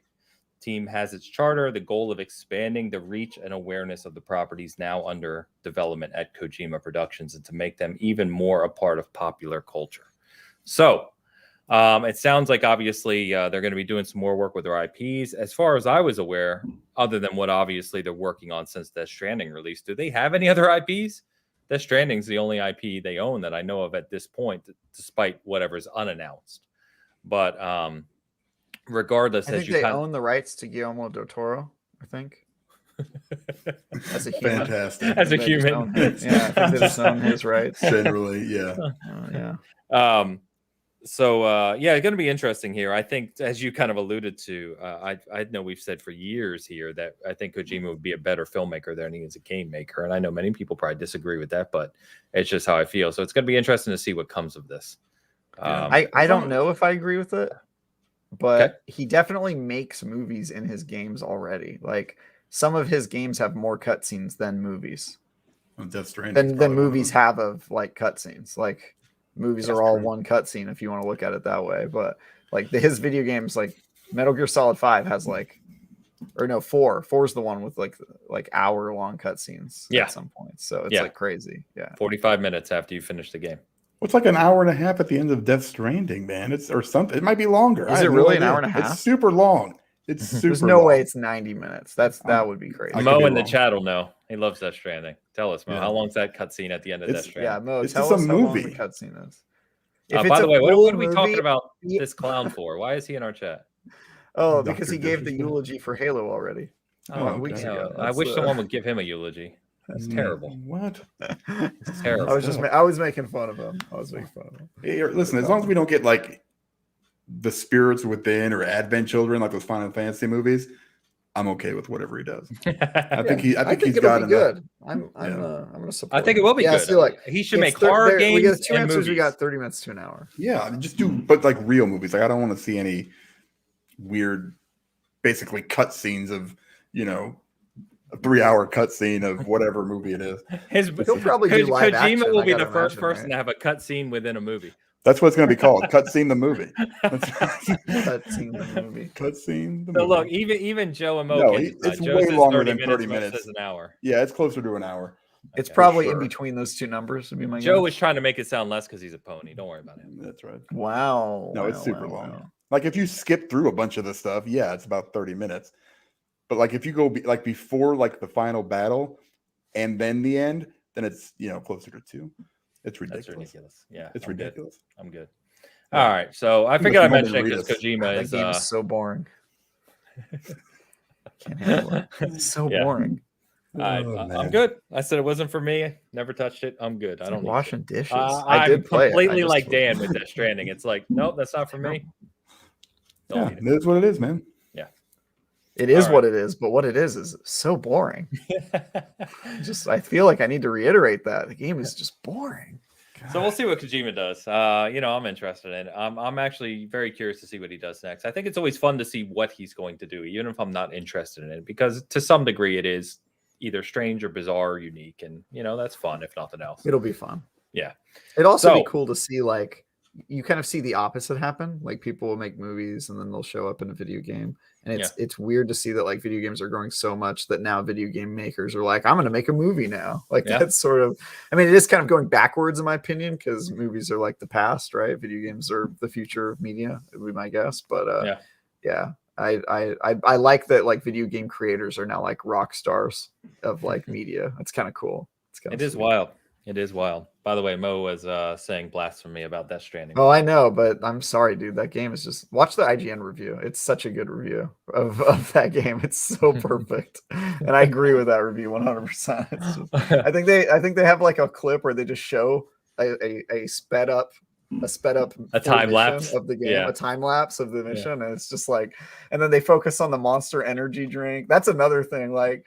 If Xbox came out with a game that prominently featured Monster Energy drink, they would be flamed for it for years. Like, absolutely. Because it's Kojima, he gets away with it. It's so crazy to me. Big Bad Mo says, what is Death Stranding anyway? Explain it to me like I'm 5. I'm sorry, I can't explain it to you like you're 5. There's just no way to explain that game. I'm not touching it. You can let Mo or Bad Bit in chat do that. We're moving on to more stellar gaming content with the release of Spider-Man in Avengers. Oh no! Over a year after release, Spider-Man has launched in Avengers, and I don't know anything about this, so if I'm wrong, please tell me. But Dan, I don't know if you've played it yet, but from what I've read and seen online, there's no story elements relating to him, so it's basically just a character thrown into Avengers as it exists. And the clips that people are posting about him are just hilarious. Like, it looks like he's just like dancing. Like, it's very bizarre. That's so bad. I've been watching clips of this for like the whole day. I got no work done today because I've just been watching clips of Spider-Man and the Avengers. But dude, I'm so glad it's a PlayStation exclusive because they can keep it. Like, I am so baffled by how this shipped in the game like that. It's very clear that they, like, the people who work on the Spider-Man games had nothing to do with this, because they did not import like any of his sort of like. Insomniac's looking at that like, oh my god, like, it's crazy. Now, it's really, to be fair, I watched the whole video. The combat looks really, really good. The actual combat after that, like when he's fighting people, not the one where everybody takes the 10-second clip of him going. Him going like this. That's terrible. Yeah, right. That's full terrible. arm motion, like he's punching. It's like crazy. I'm talking the actual like fighting. There's more to that. Where he's punching. It's literally on IGN, Travis. I mean, I would think you were watching. Yeah, I this, know. but it's okay. So I like that. The actual like getting up close fighting combat, that looks really good. The swinging. Apparently there's a glass ceiling. So anywhere you are, middle of the desert, you can just, web sling all over, but you also can only go a certain height, Yeah. So Dan, have you played the rest of Avengers?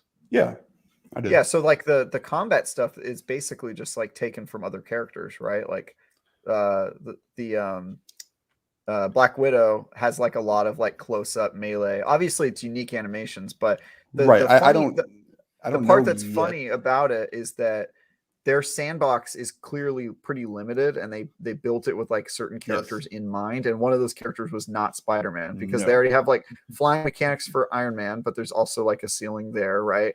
And they just applied that to Spider-Man arbitrarily. And so it's clear they did not like build this as its own thing. They just sort of like used the stuff they already had in the game, and were like, let's just put a Spider-Man skin on it and give him abilities that like vaguely reflect what Spider-Man might be able to do. That's basically what it looks like they did. Like I think the previewer mentioned like his big his big move was very reminiscent of like Thor's in the game, so they might have exactly, yeah. Right, so that's, but I mean, I'm just talking about where he's actually fighting people. Looks all right, but I would say 70 to 80% of what I've seen is hot garbage.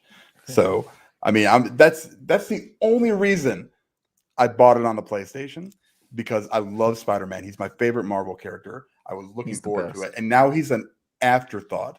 And the problem, and part of this, I think, stems from Insomniac being freaking wizards and making a game, that's so good, that has some of the best traversal in games. It's such a good game. They did such a good job. Now I understand they were specifically focused on one character, basically, so maybe that's a little bit, but stop just picking stuff from established characters. They released Hawkeye, was supposed to come out when the game launched, or like a week after. It didn't come out for like a few months, and then they released Kate Bishop, which is exactly the same character, except it's a woman.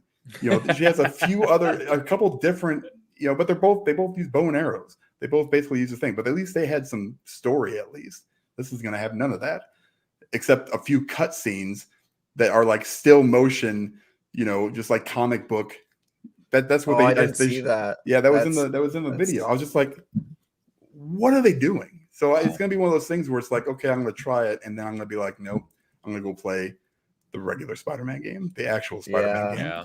It's so bad. Well, that makes me so sad, because Spider-Man could have been so good in that game. I actually really like the story mode for that game, and I think that game does a lot of stuff well. But like their games as a service model has been awful in my opinion. It's not good. Yeah, and a lot of people saying, Guardians of the Galaxy, I'm saying nothing but praise for, which is awesome. So, it's way better done. Yeah, way better. Did I say it wrong? What did I say? What? No. Who? I said play Guardians of the Galaxy. Oh, sorry. I thought. Never mind. Good. Yeah. Do it. I've heard nothing but good things, and Dan, you're right. As most said in the chat too. It's just you're following Insomniac with Spider-Man. There's an expectation now. If you expected it to be as good as Insomniac Spider-Man, that's kind of on you. But there is a now there's a standard for what this character should be like in a video game. And if you're not at least getting somewhat near that, or reminiscent of that, or at least bringing something good or unique to it, you're probably failing pretty hard. So, I don't know. It's bad. Mr. Badbit's latest comment, I think, sums it up. You have Spider-Man at home. Spider-Man at home. It really blows. I mean, like from a fan of the character, that you're just gonna basically throw this stuff and just. But you have, guess what? It does have 40 different suits, which are going to cost $10. You can buy money, for sure, for sure. You know what? Kiss my ass. Even the animation cracks me up, because to me, it is the same bow and arrow thing, right? Or the Iron Man thing, right? But because they didn't bother coming up with like a separate him shooting webs. They just turned his hand. His hand is like a gun. It's so awkward. Like, go watch the video. It's so awkward to see. It's bad. All right. Well, Dan, I'll make you we'll talk about something a little more pleasing, which is Hitman.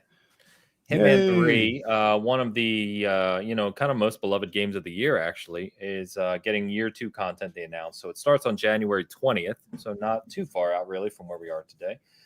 They announced new maps, storylines, modes, new ways to play, and then they also teased a major update to the game is planned for spring. Which they basically just teased with an image. They didn't really say anything else about that. But what they said is that Season 2 will be bigger than Season 1. The game's been the most successful in their history at IO Interactive. And, I know quite a few people, such as yourself, Dan. I know Badbit in the chat's always talking about it. And Nick and a few other people that really continue to talk about Hitman 3 being one of their favorite games of the year. And I think it's really cool to see that. And I love to see when companies like this just, their game's successful and they put it right back into it, right? It just continues to gain support and more modes and, more content. So it's good. Right. The biggest thing I think is the PC VR stuff. Pretty cool. It's coming. Yeah, that's going to be pretty. The problem I had with the PlayStation VR. Is that first person? Are they adding a first person mode for person? They have it. PlayStation VR has. You can play Hitman 3, the entire game. Actually, you can play all of it, and you can play 1 and 2 all in VR, which is cool. good if it weren't on the PSVR. Because it makes PSVR it is super like what, clunky. 30 FPS or something. Yeah, it's rough. Looking. It's very rough. What I played of it, but with having an Oculus, I think I might try that out again and see if it's. You have to buy the game again, huh? That don't matter. I buy stuff like this all the time on several different platforms. It doesn't bother me, but that's huge. I think they're getting like ray tracing on the PC. Ray tracing on PC, yeah. Yeah.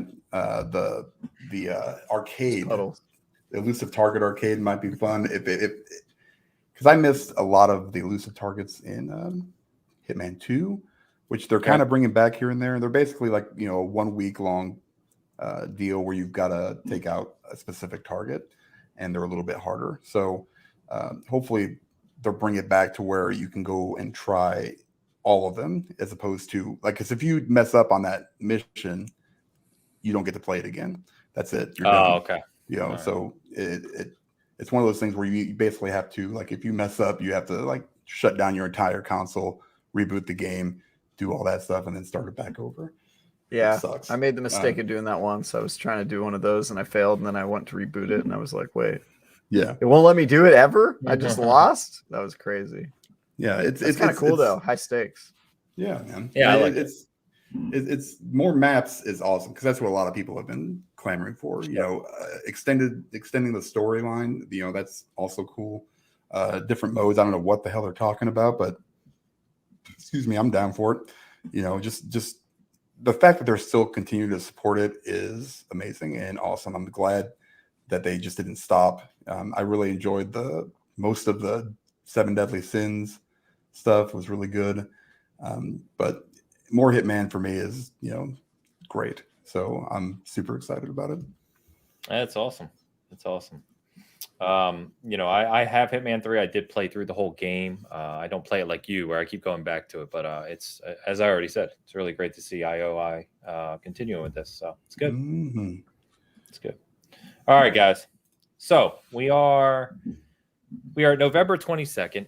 Kind of the last big release anyway of the year is obviously Halo's campaign. But we now have the nominees for Video Game Awards for basically all their categories. And I didn't pull it up in front of me, but the top 6 for Game of the Year in their list are It Takes Two, Psychonauts 2, Ratchet and Clank, Resident Evil Village, Deathloop, and one more. There's 6.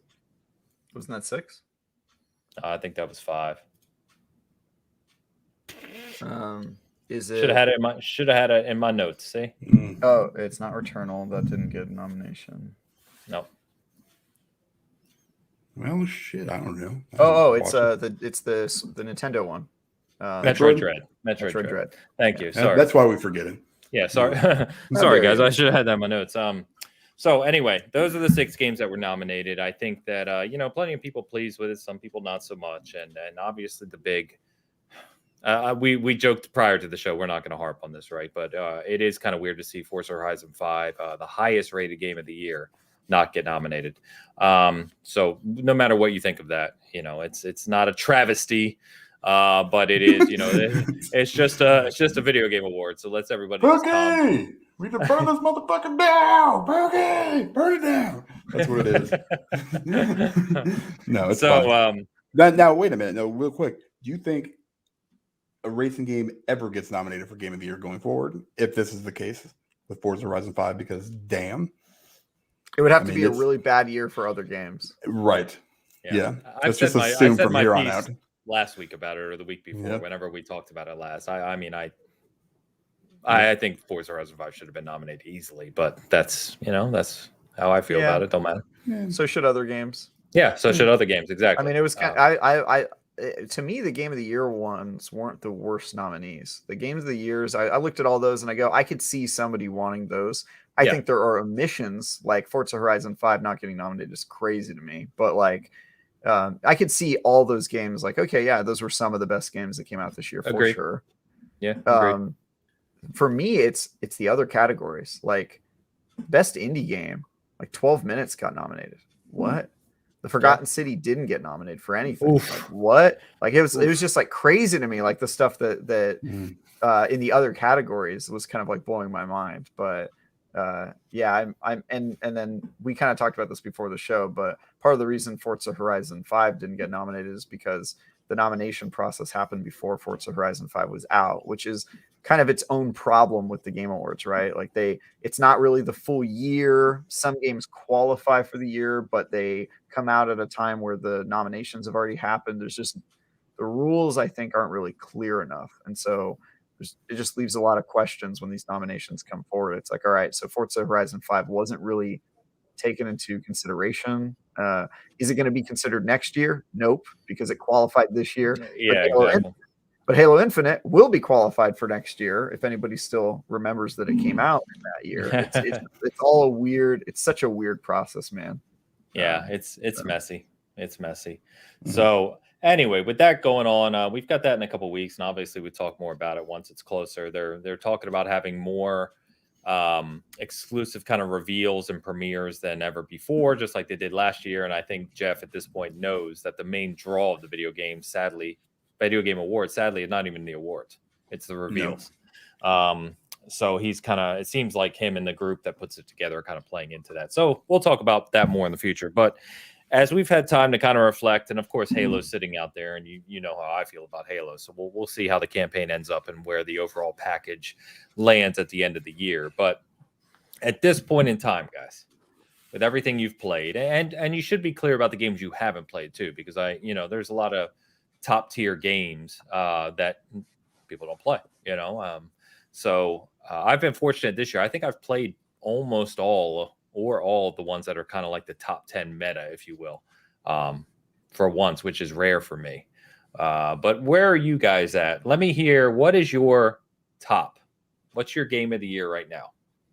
Like number one? Number one. Let's start at the top. All right. I'll go. Hitman 3. It was not a big surprise. I think it's just from how much fun I've had with it, the time I've invested in it, the support that it's got. I'm a humongous fan of Halo, so that's it. I mean, or Halo. You're a humongous fan of Halo. I am huge Halo fan. I am clipping that out. That's going in. Out.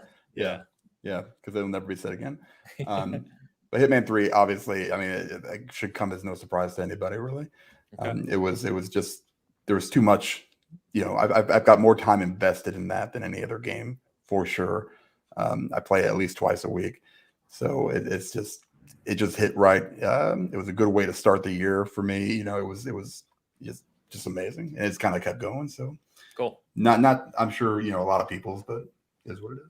No, man, that's what it's all about. And we're talking about our personal picks here. I mean, this is just for fun. So, Travis, where are you at, man? What's your favorite game so far this year? Yeah. So we talked about this on another episode, but I make it a point to play every game to complete every game that gets nominated. So, I guess the good side of the weird nominations is that my quest to beat all the games that are nominated got a lot easier, because the games that got nominated were I was surprised by how many were omitted, and I was like, okay, cool. So now I've played most of the games that have been nominated. So really the only ones that I need to finish Metroid Dread. I need to start and finish Psychonauts 2. That's still on my list. I'll probably do that over the holidays. That's another one for me, Dan. Yeah. Oh my God, you guys are killing me. But everything else I've already beaten. I was expecting that I would have to go back and play a bunch of games that I missed, but I'm kind of caught up. So that's the good news. I think my favorite game this year is It Takes Two. Okay. For game of the year, and I think a close second would probably be Forza Horizon 5. That does make my nomination list. And if we're not counting Halo, if we're not counting anything that comes out in December, Halo, then yeah, it probably will continue to be It Takes Two. But for me, the game of the year goes to the game that added the most to the industry. It has to be something that like fundamentally changes the industry and like puts us in a new direction. So last year it was Half-Life Alyx for me, because that just did some crazy stuff for VR that I'd never seen before. And I think It Takes Two did a lot for cooperative games that we'd never seen before, and quality co-op like indie games. It feels indie even though it's not. And it was just such a good experience. So I was really happy to see that one got nominated for Game of the Year, and I personally think that it should beat out the other ones that were nominated. Granted, I haven't played Psychonauts 2 yet, so once I play Psychonauts 2, you can ask me again. That may change my decision, but out of the ones that were nominated, I think It Takes Two is the best one I've played so far, and I'm sad that both Forza Horizon 5 and Halo aren't considered this year, because I think they probably would have a place in the awards if they were. Yeah, that's fair. I know some other people that are on the It Takes Two train as well. I find it tough to speak on it fully because I haven't beaten it, but I think I'm like 2/3 of the way through it with a buddy. So I've played a very good chunk of it.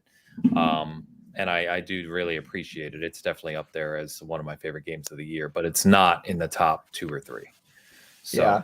I think also like everybody's experience is really unique with those games. Like, I don't know if you played A Way Out, but like playing A Way Out with, I did not like A Way Out. Yeah, but playing A Way Out with Terrible. like a best friend who's never played it too was like a pretty special experience. Granted, that game obviously had like issues, but the I think writing was like cool. Juvenile at best. I just couldn't take it. Yeah, it was. But I played it with Greg. It Takes Two. If you play that with like your significant other for the first time, you guys never played it, it can be like a really special type of thing. So this is gonna sound weird.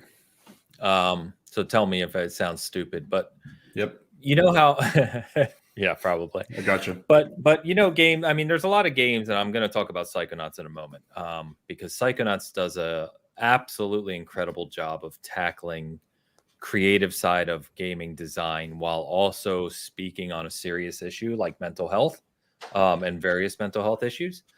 The one thing about It Takes Two, excuse me, is obviously about the relationship between a wife and a husband and impact to their daughter and these things, but which is fantastic, right? That's a very good thing. To me, it felt very surface level. Like it was so in your face and so kind of just surface level writing. It didn't have the impact to the topic that I thought it could have had. Does that make sense? Yeah, I don't think it was going for that. It definitely it wasn't. It was. Yeah, it's definitely like more of a lighthearted, like it's kind of trying to be like a Pixar movie, right? Like that's sort of what its thing was. I haven't played Psychonauts 2. I hear it's more serious, which surprises me because the first one. Well, I think that's what's so good about it. Is it's so over the top and ridiculously silly, but it touches on much more meaningful things simultaneously, and that's not easy to do. That's pretty cool. So anyway, my game of the year is the Halo Infinite beta, and we will move on. No, it's not. No. No, I goes without saying that unless Halo does something disastrous with the campaign, and like we talked about earlier, from what we're hearing, it's the complete opposite. Halo's probably going to be my game of the year, hands down. Does that count though? Are we doing Game Award rules, or are we doing Ames rules? I don't know what you mean. Like, does it qualify? It should be next year's Game of the Year, right? No. Yeah, that's why I said push that aside for now. Now, because it hasn't released. Right now, my game of the year is Psychonauts 2, hands down. It is second highest rated game I rated this year, personally reviewed, because Forza Horizon 5 I gave a higher score to. But I believe that Psychonauts 2, like I was just kind of alluding to, first of all, it's a much bigger game than you would think. It's like you can put 30 plus hours into that game. And I think I did. I think I'm closer to 40 because I 100%ed it.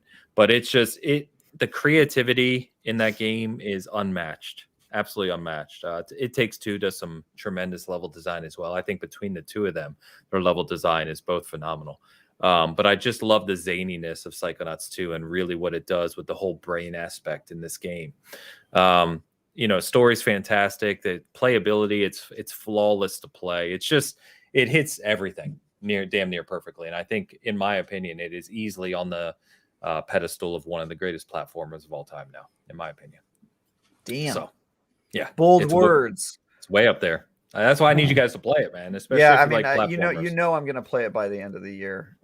So I probably will put some time away and just like burn through the first and second game. I feel like I have to play through the first one. I know everybody's saying that you don't, but I just personally really want to. Oh, you never played the first one? No, I did. But Xbox One, I was in middle school, or original Xbox. I was in middle school when I played that. Yeah, it was a long time ago. That's fair. Yeah, it's still a great game, but Psychonauts 2 just takes it to another level. And obviously it has the benefit of 20 years of design and polish and everything else. So it's just it's going to be crazy to see what that studio can do with a big budget, because they started developing that game before they were acquired by Microsoft. And so a long time before. It was a big funded project. It was crowdfunded. Yeah, and so seeing what they can do with like a full huge staff and a ton of money, it's going to be wild. Because that's such a creative studio. They've always been so creative. Yeah, it's amazing. So they apparently have like 3 games in development. Now, keep in mind, they do a lot of smaller games too. So I don't know what that means, but we'll see. All right, so that's cool. We got 3 different games at the top of our list right now. So where are you guys at? Let's go down your list. We can just do 2 through 5. We don't have to talk about each one for 10 minutes individually. Dad, give me your other 4 that are kind of 2 through 5 on your year. So yeah, I mean, it's kind of tough because there were a few games that are kind of like, especially towards the end, where it's just like any of these could be on the list. You can mix and match them. Yeah, pretty much anything after 2. I mean, but I got Lost Judgment for number 2. Again, huge Yakuza fan. They did a really good job of story, way better than the first one, I really enjoyed the first one. Ton of content. For me, it was pure Yakuza, through and through. So that was number 2. And then the next 3 or 4 can kind of go any order. Kena was another good one I really enjoyed. Ratchet and Clank, another one. Deathloop was on there. And that's kind of where I'm at. Okay. But then there's, like Far Cry 6, Scarlet Nexus, MLB The Show, I put a lot of time into as well. So there's a lot of, like, any of those games, I would say 3 through whatever are pretty interchangeable for me. But those first 2 are probably my 2 favorite for the year. And it's probably not even close after that. Okay. Okay. But you haven't, keep me honest here, you haven't played Psychonauts. Nope. That's on I literally downloaded it today, though. So it's on my list. You haven't played I haven't played anything but Deathloop on the that's what I was gonna say. That's important context. Right. So. Yeah, no. Deathloop was the only game of the year when I'm never gonna play Resident Evil. It Takes Two. I don't play with other people. But you know what? Maybe I can get my wife, who doesn't play video games, to play it. She might like it. See if I can. That's the game to do it with. Arm. Right. That's the game to do it with. Yeah. Like how accessible is it for somebody? It's super accessible. Very. It's super accessible. You can definitely play it with your wife. Okay. That's honestly part of the brilliance of it. And I just think, like, if you play it like the way it was meant to be played, with like a loved one you've been with for a long time, it's so good. Yeah. Okay. It's not hard at all. And even when you die, you literally just go poof and you're right back where you were. Like, it doesn't even matter that you died. Fantastic. Well, that one's probably going to be added to the list as well. So, but yeah, the other ones I just haven't played. They're just, I'm more, just don't appeal to me, I guess. Okay. More or less. And I'm scared as hell of Resident Evil. So, that's I beat that one. That was a good one. Yeah, so I've beat pretty much every game on all of your guys' games of the year list except Psychonauts 2. So that's like the one blind spot I have. But my other 4 games are in order: Forza Horizon 5, Deathloop, Guardians of the Galaxy, and probably not on anybody else's list, but Knockout City, which I think does not get enough credit. That game was awesome. Yeah, we played a lot of it. I had quite a few hours in that game. We played it for a lot and then just kind of died off. But it did die off pretty quickly, but like underrated, I think. That game was really cool. And I did a ton right. Yeah. So yeah. Okay, so I'm with you. I've got Forza Horizon 5 second. Behind Psychonauts 2. I just think everything we've said about Forza Horizon 5, it just did so much for that genre, to really advance the tech in that world. And it's going to be absolutely incredible to see what they do with Forza Motorsport in the future, using some of that know-how now. So I really, really struggle from 3 to 5 because one that I think deserves more credit is Returnal. I really loved what Returnal did. It was more difficult, than most games. Not a lot of people bought it, even fewer finished it, which is part of the problem. On top of that, it did have some crashing issues at launch, which, when you're in the middle of a 2-hour run. In fact, I think while I was reviewing it, I was in the middle of like an hour run and it just crashed. And that's why it's not on my list. Yeah, the technical issues, dude. And also the amount of time you have to dedicate to a single run. Like, you got to play this game for 90 minutes without stopping for a run. And I'm like, dude, who's got the kind of time for one run? That's crazy. But what it did well, it did exceedingly well. It did, yes. Beautiful. I've never I can't remember a time when I've seen such a beautiful symmetry of kind of this mysterious world in 3D mixed with pure shmup mechanics, shoot 'em up mechanics. I mean, it really took me back to all the shmups I love playing still to this day, 2D shmups, but in this 3D shooter world. And that, again, not easy to do, and not easy to do with precision. So I really like that game. I think that's somewhere up there. Deathloop, I think it's definitely up there. I love Arcane. I think what they did was exceedingly creative. Again, a game that launched basically flawlessly.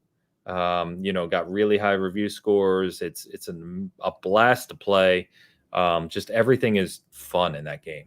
It's fun. It's well designed. It's typical Arcane, which is fantastic. As I said, It Takes Two's up there. I don't know where it falls, but it's up there somewhere. I can also see the argument for Resident Evil Village. I can too. I really liked that game when it came out. Yeah, and playing it again, and I watched some streamers who play it. This Let's Play group that plays it, which is fun. And then I started playing it again, and the more I played it again, I was just like, man, this is really good. Just really, really good. And you can play purely casual to where it's super easy, right? You can play super hardcore. It's got the mercenaries mode. It's got replayability where you get new things when you play through the campaign multiple times. And it's just, it's really well designed. And again, a game that launched flawlessly. I keep saying that because I see a lot of people continue to say like big AAA games release and they always have issues or the servers crash or all this. And I just start to think that's fundamentally not true. I think we need to get away from saying that. Because it is definitely not true. Not every game is Battlefield 2042. No. And I know Dan mentioned it, which was I'm actually happy to hear you mention it, Dan, is Far Cry 6, a game, again, that launched flawlessly, AAA. And I think took Far Cry, it didn't, let's be honest, right? It didn't change a lot of what Far Cry is. It's not a game changer for sure. No, but it did Far Cry really well, in my opinion. Right. People forget that these games are there for fun, right? Like you said it earlier. It's just so much fun I got out of that game. That's what I put in my review. It's fun. That's the bottom line. It's always been the bottom line for me is how much fun am I really enjoying myself? Like Guardians of the Galaxy should probably be on but I had so many issues, so I'm giving it. Yeah, that's crazy. I feel like you got robbed because my experience and everyone else I've talked to had no Yeah, you're the only person I've seen have issues with Guardians of the Galaxy. So I'm giving it a fresh shot. I'm going to ignore everything that's happened and just start it again and just it really get into it, so I'm not kind of judging it for that at all. I really, really want to play all the way through in a nice, flawless manner because, and Forza Horizon 5, I didn't put that on there only because I only played like 6 hours, but it was really, really good. So it's one of those games. It's just like, I can look at it and go, yeah, this really kind of changed the genre, it kind of set the bar going forward. So it's an amazing game. Yeah. More people are open to CRPGs now because of it. CRPGs. I think one thing I'll say that's probably controversial. I personally don't think Metroid belongs on this list. I just don't. I can see the argument for it. I can see the argument for it. And I love having Metroid back. I really enjoyed the game. I had a really good time with it. It's a game that as I was playing it, it made me want to keep playing. It's like I didn't want to stop. So that's a great sign. It's well polished. Obviously, most Nintendo major games are, right? So I don't have any issues with it. I just don't think if I had to pick a top 5 or top 6 for the Game Awards, I don't see Metroid making that list personally. I just think there's other games that did more in their genre, did more for specific types of things than Metroid. Because I will say I don't. If we're going by my metric, which is like game changers in the industry, right? I don't think we've ever seen a Metroidvania style game that also had like a survival horror element. That's kind of cool. and pretty unique to the genre. But yeah, I kind of get agree. Like, and the Emmys I see both sides, but for me, it probably wouldn't have made my top 5 either. Yeah, and I think, yeah. So the Emmys were interesting. I will give it that. The one thing I didn't like about the Emmys, though, is how samey it was. All the zones were pretty much the same. They literally changed the color of the Emmys, right? Yeah. And if you look at the other Metroid games, the 2D ones in particular, this game outside of that, right, it doesn't really do a whole lot different. I mean, it is what it is. Good game, very good game. I'm not saying it's not. But it just, when you think of all the excellence we just talked through, all the games we're talking about, it's just not up there for me. And one thing, I gotta pause real quick and shout out my brother Craig here. So Craig Meyer, I wonder if the Zanes guys plays Diablo 2 Resurrected. Craig is nowadays a very old friend of mine. I don't think he's ever stopped by Bitcast, or at least hasn't in years. So it's really cool to see. What's up, Craig? Good to see you, man. Hey, Craig. Hope you're doing well. Not the Craig from Halo. This is a different Craig. No, well, he just went down a couple notches. And yeah, I did play Diablo 2 Resurrected, but not as much. Just too much other things. The other game I forgot to mention, I have to call out, is Little Nightmares 2. I said it, I think, either at the start of the show or just before. The game came out in beginning of the year, like Hitman, and I think it kind of got lost in the shuffle. It's not as highly rated as others, but I think it is Metacritic like 82 or something. It's somewhere up there. But a truly phenomenal game. And again, speaking to some mental health type issues that we talked about earlier, Little Nightmares 1 was a very good game. Little Nightmares 2 was phenomenal. And I would say that if you have 6 hours and the game is, you can pick it up cheap nowadays, I'm sure, or cheaper, because it was only a $40 game at launch. Please play that game. It's so good, and it deserves to be getting some love here at the end of the year. Yeah, I need to play. What I noticed going through all these things, that there were a lot more games that I remembered, going through it, and just like, man, this game was really good too, man. But it's just, credit to the developers, just all of them, just for continuing to put out content in a very, very difficult time right now. So it's keeping us going 100%, man. And they continue to do it, man. Amazing year for game, man. Yep. Game is amazing year for game. Yeah, that one game. For game, man. Like I said, Halo, baby. That's the game. That is the game. Game of the year 2022, right? I'm sure the Game Awards are going to remember to nominate them, even though it came out in December. Well, you know what? Maybe it's on them, If the campaign is as good as we're hearing, it probably will be nominated, but you got to think already. I don't even think it gets nominated. I think Horizon Forbidden West and Elden Ring and all that stuff come out, and people don't even remember Halo at the Game Awards. Then it's 343's job to make sure that this time next year we are still remembering Halo. I think part of the reason that they launched, I think part of the reason they launched in December was so they could avoid the Game Awards, just because it's such a lose-lose situation for them. If they're not Game of the Year, everybody goes, "Oh, Halo sucks. It didn't even get nominated." You know what I mean? Yeah. So you can't win. Yeah. And in the end of the day, it doesn't matter. But it doesn't at all. It's just people's opinions, and like it's like the Oscars. Like the whatever wins Best Picture at the Oscars, probably not the best picture. It's just some people telling you that. I can guarantee you, I've never seen it. Yeah, probably. It's probably extremely depressing. Not the type of thing you'd want to go to the movies for. 100%. Speaking of which, I'm hearing great things about Ghostbusters. Anyone seen it yet? Nope. I still haven't seen Dune, man. I'm way behind on my movies. Dude, you got to watch Dune. That's really I know, but I want to see it in theaters, so I'm waiting for a bit. So that's fair. It's definitely a movie that deserves it. That's what everybody says. They're like, you got to see it in theaters, and I'm like, cool. Got my booster shot today, so I get to go outside again. Yeah, I want to see Ghostbusters this week. But anyway, it's been Mr. Badbit said Ghostbusters slapped. Are we still using slapped? Are we still using that? Slapped is a terrible word. You can use it. Could you say that Ghostbusters was busting?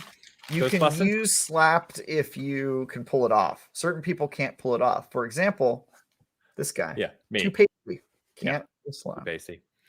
Travis noted that I look a little more yellow and not as pale today, and I said that's literally because I have yellow lights on above me, because I'm just I thought it was pale because as you I got a always tan am. in California. That's what I thought. That's definitely not what happened. Got your spray on, your spray tan in LA, in San Diego. Yeah.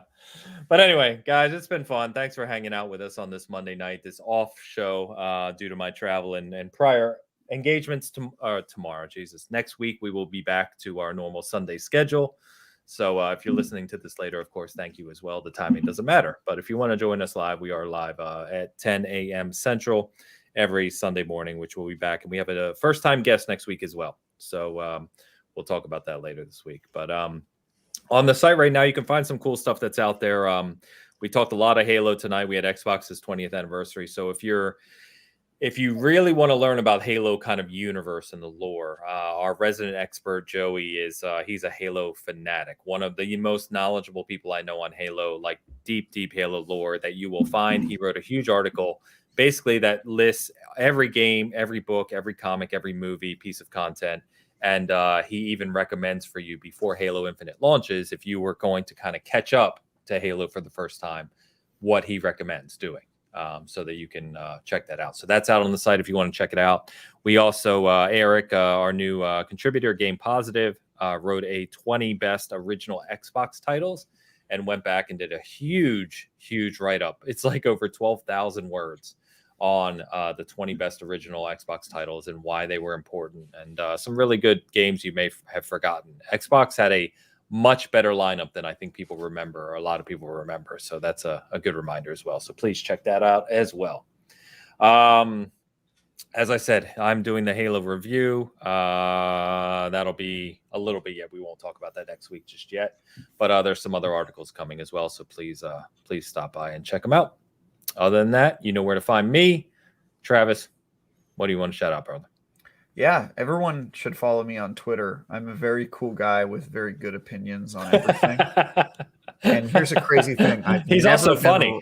I've never been wrong in my life. As I said, he's very funny. Yeah.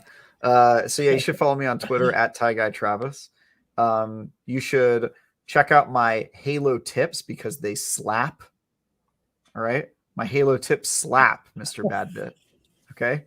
Oof. See how wrong it sounds coming out of my mouth? It doesn't work. It doesn't work. It doesn't work at all. I don't have I've got the confidence, but I don't have. I'd say it for you, but it would probably sound only worse. So I'm not going to. Yeah, I'm sure it would. Yeah. If you say slap, it's a hate crime. Anyway.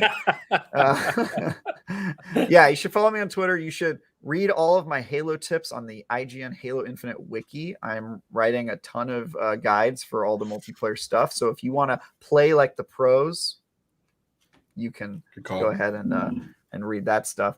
You can also find my review of Nerf Legends at some point, probably this week. I'm going to stop playing Halo so I can play a Nerf PvP game. Very excited.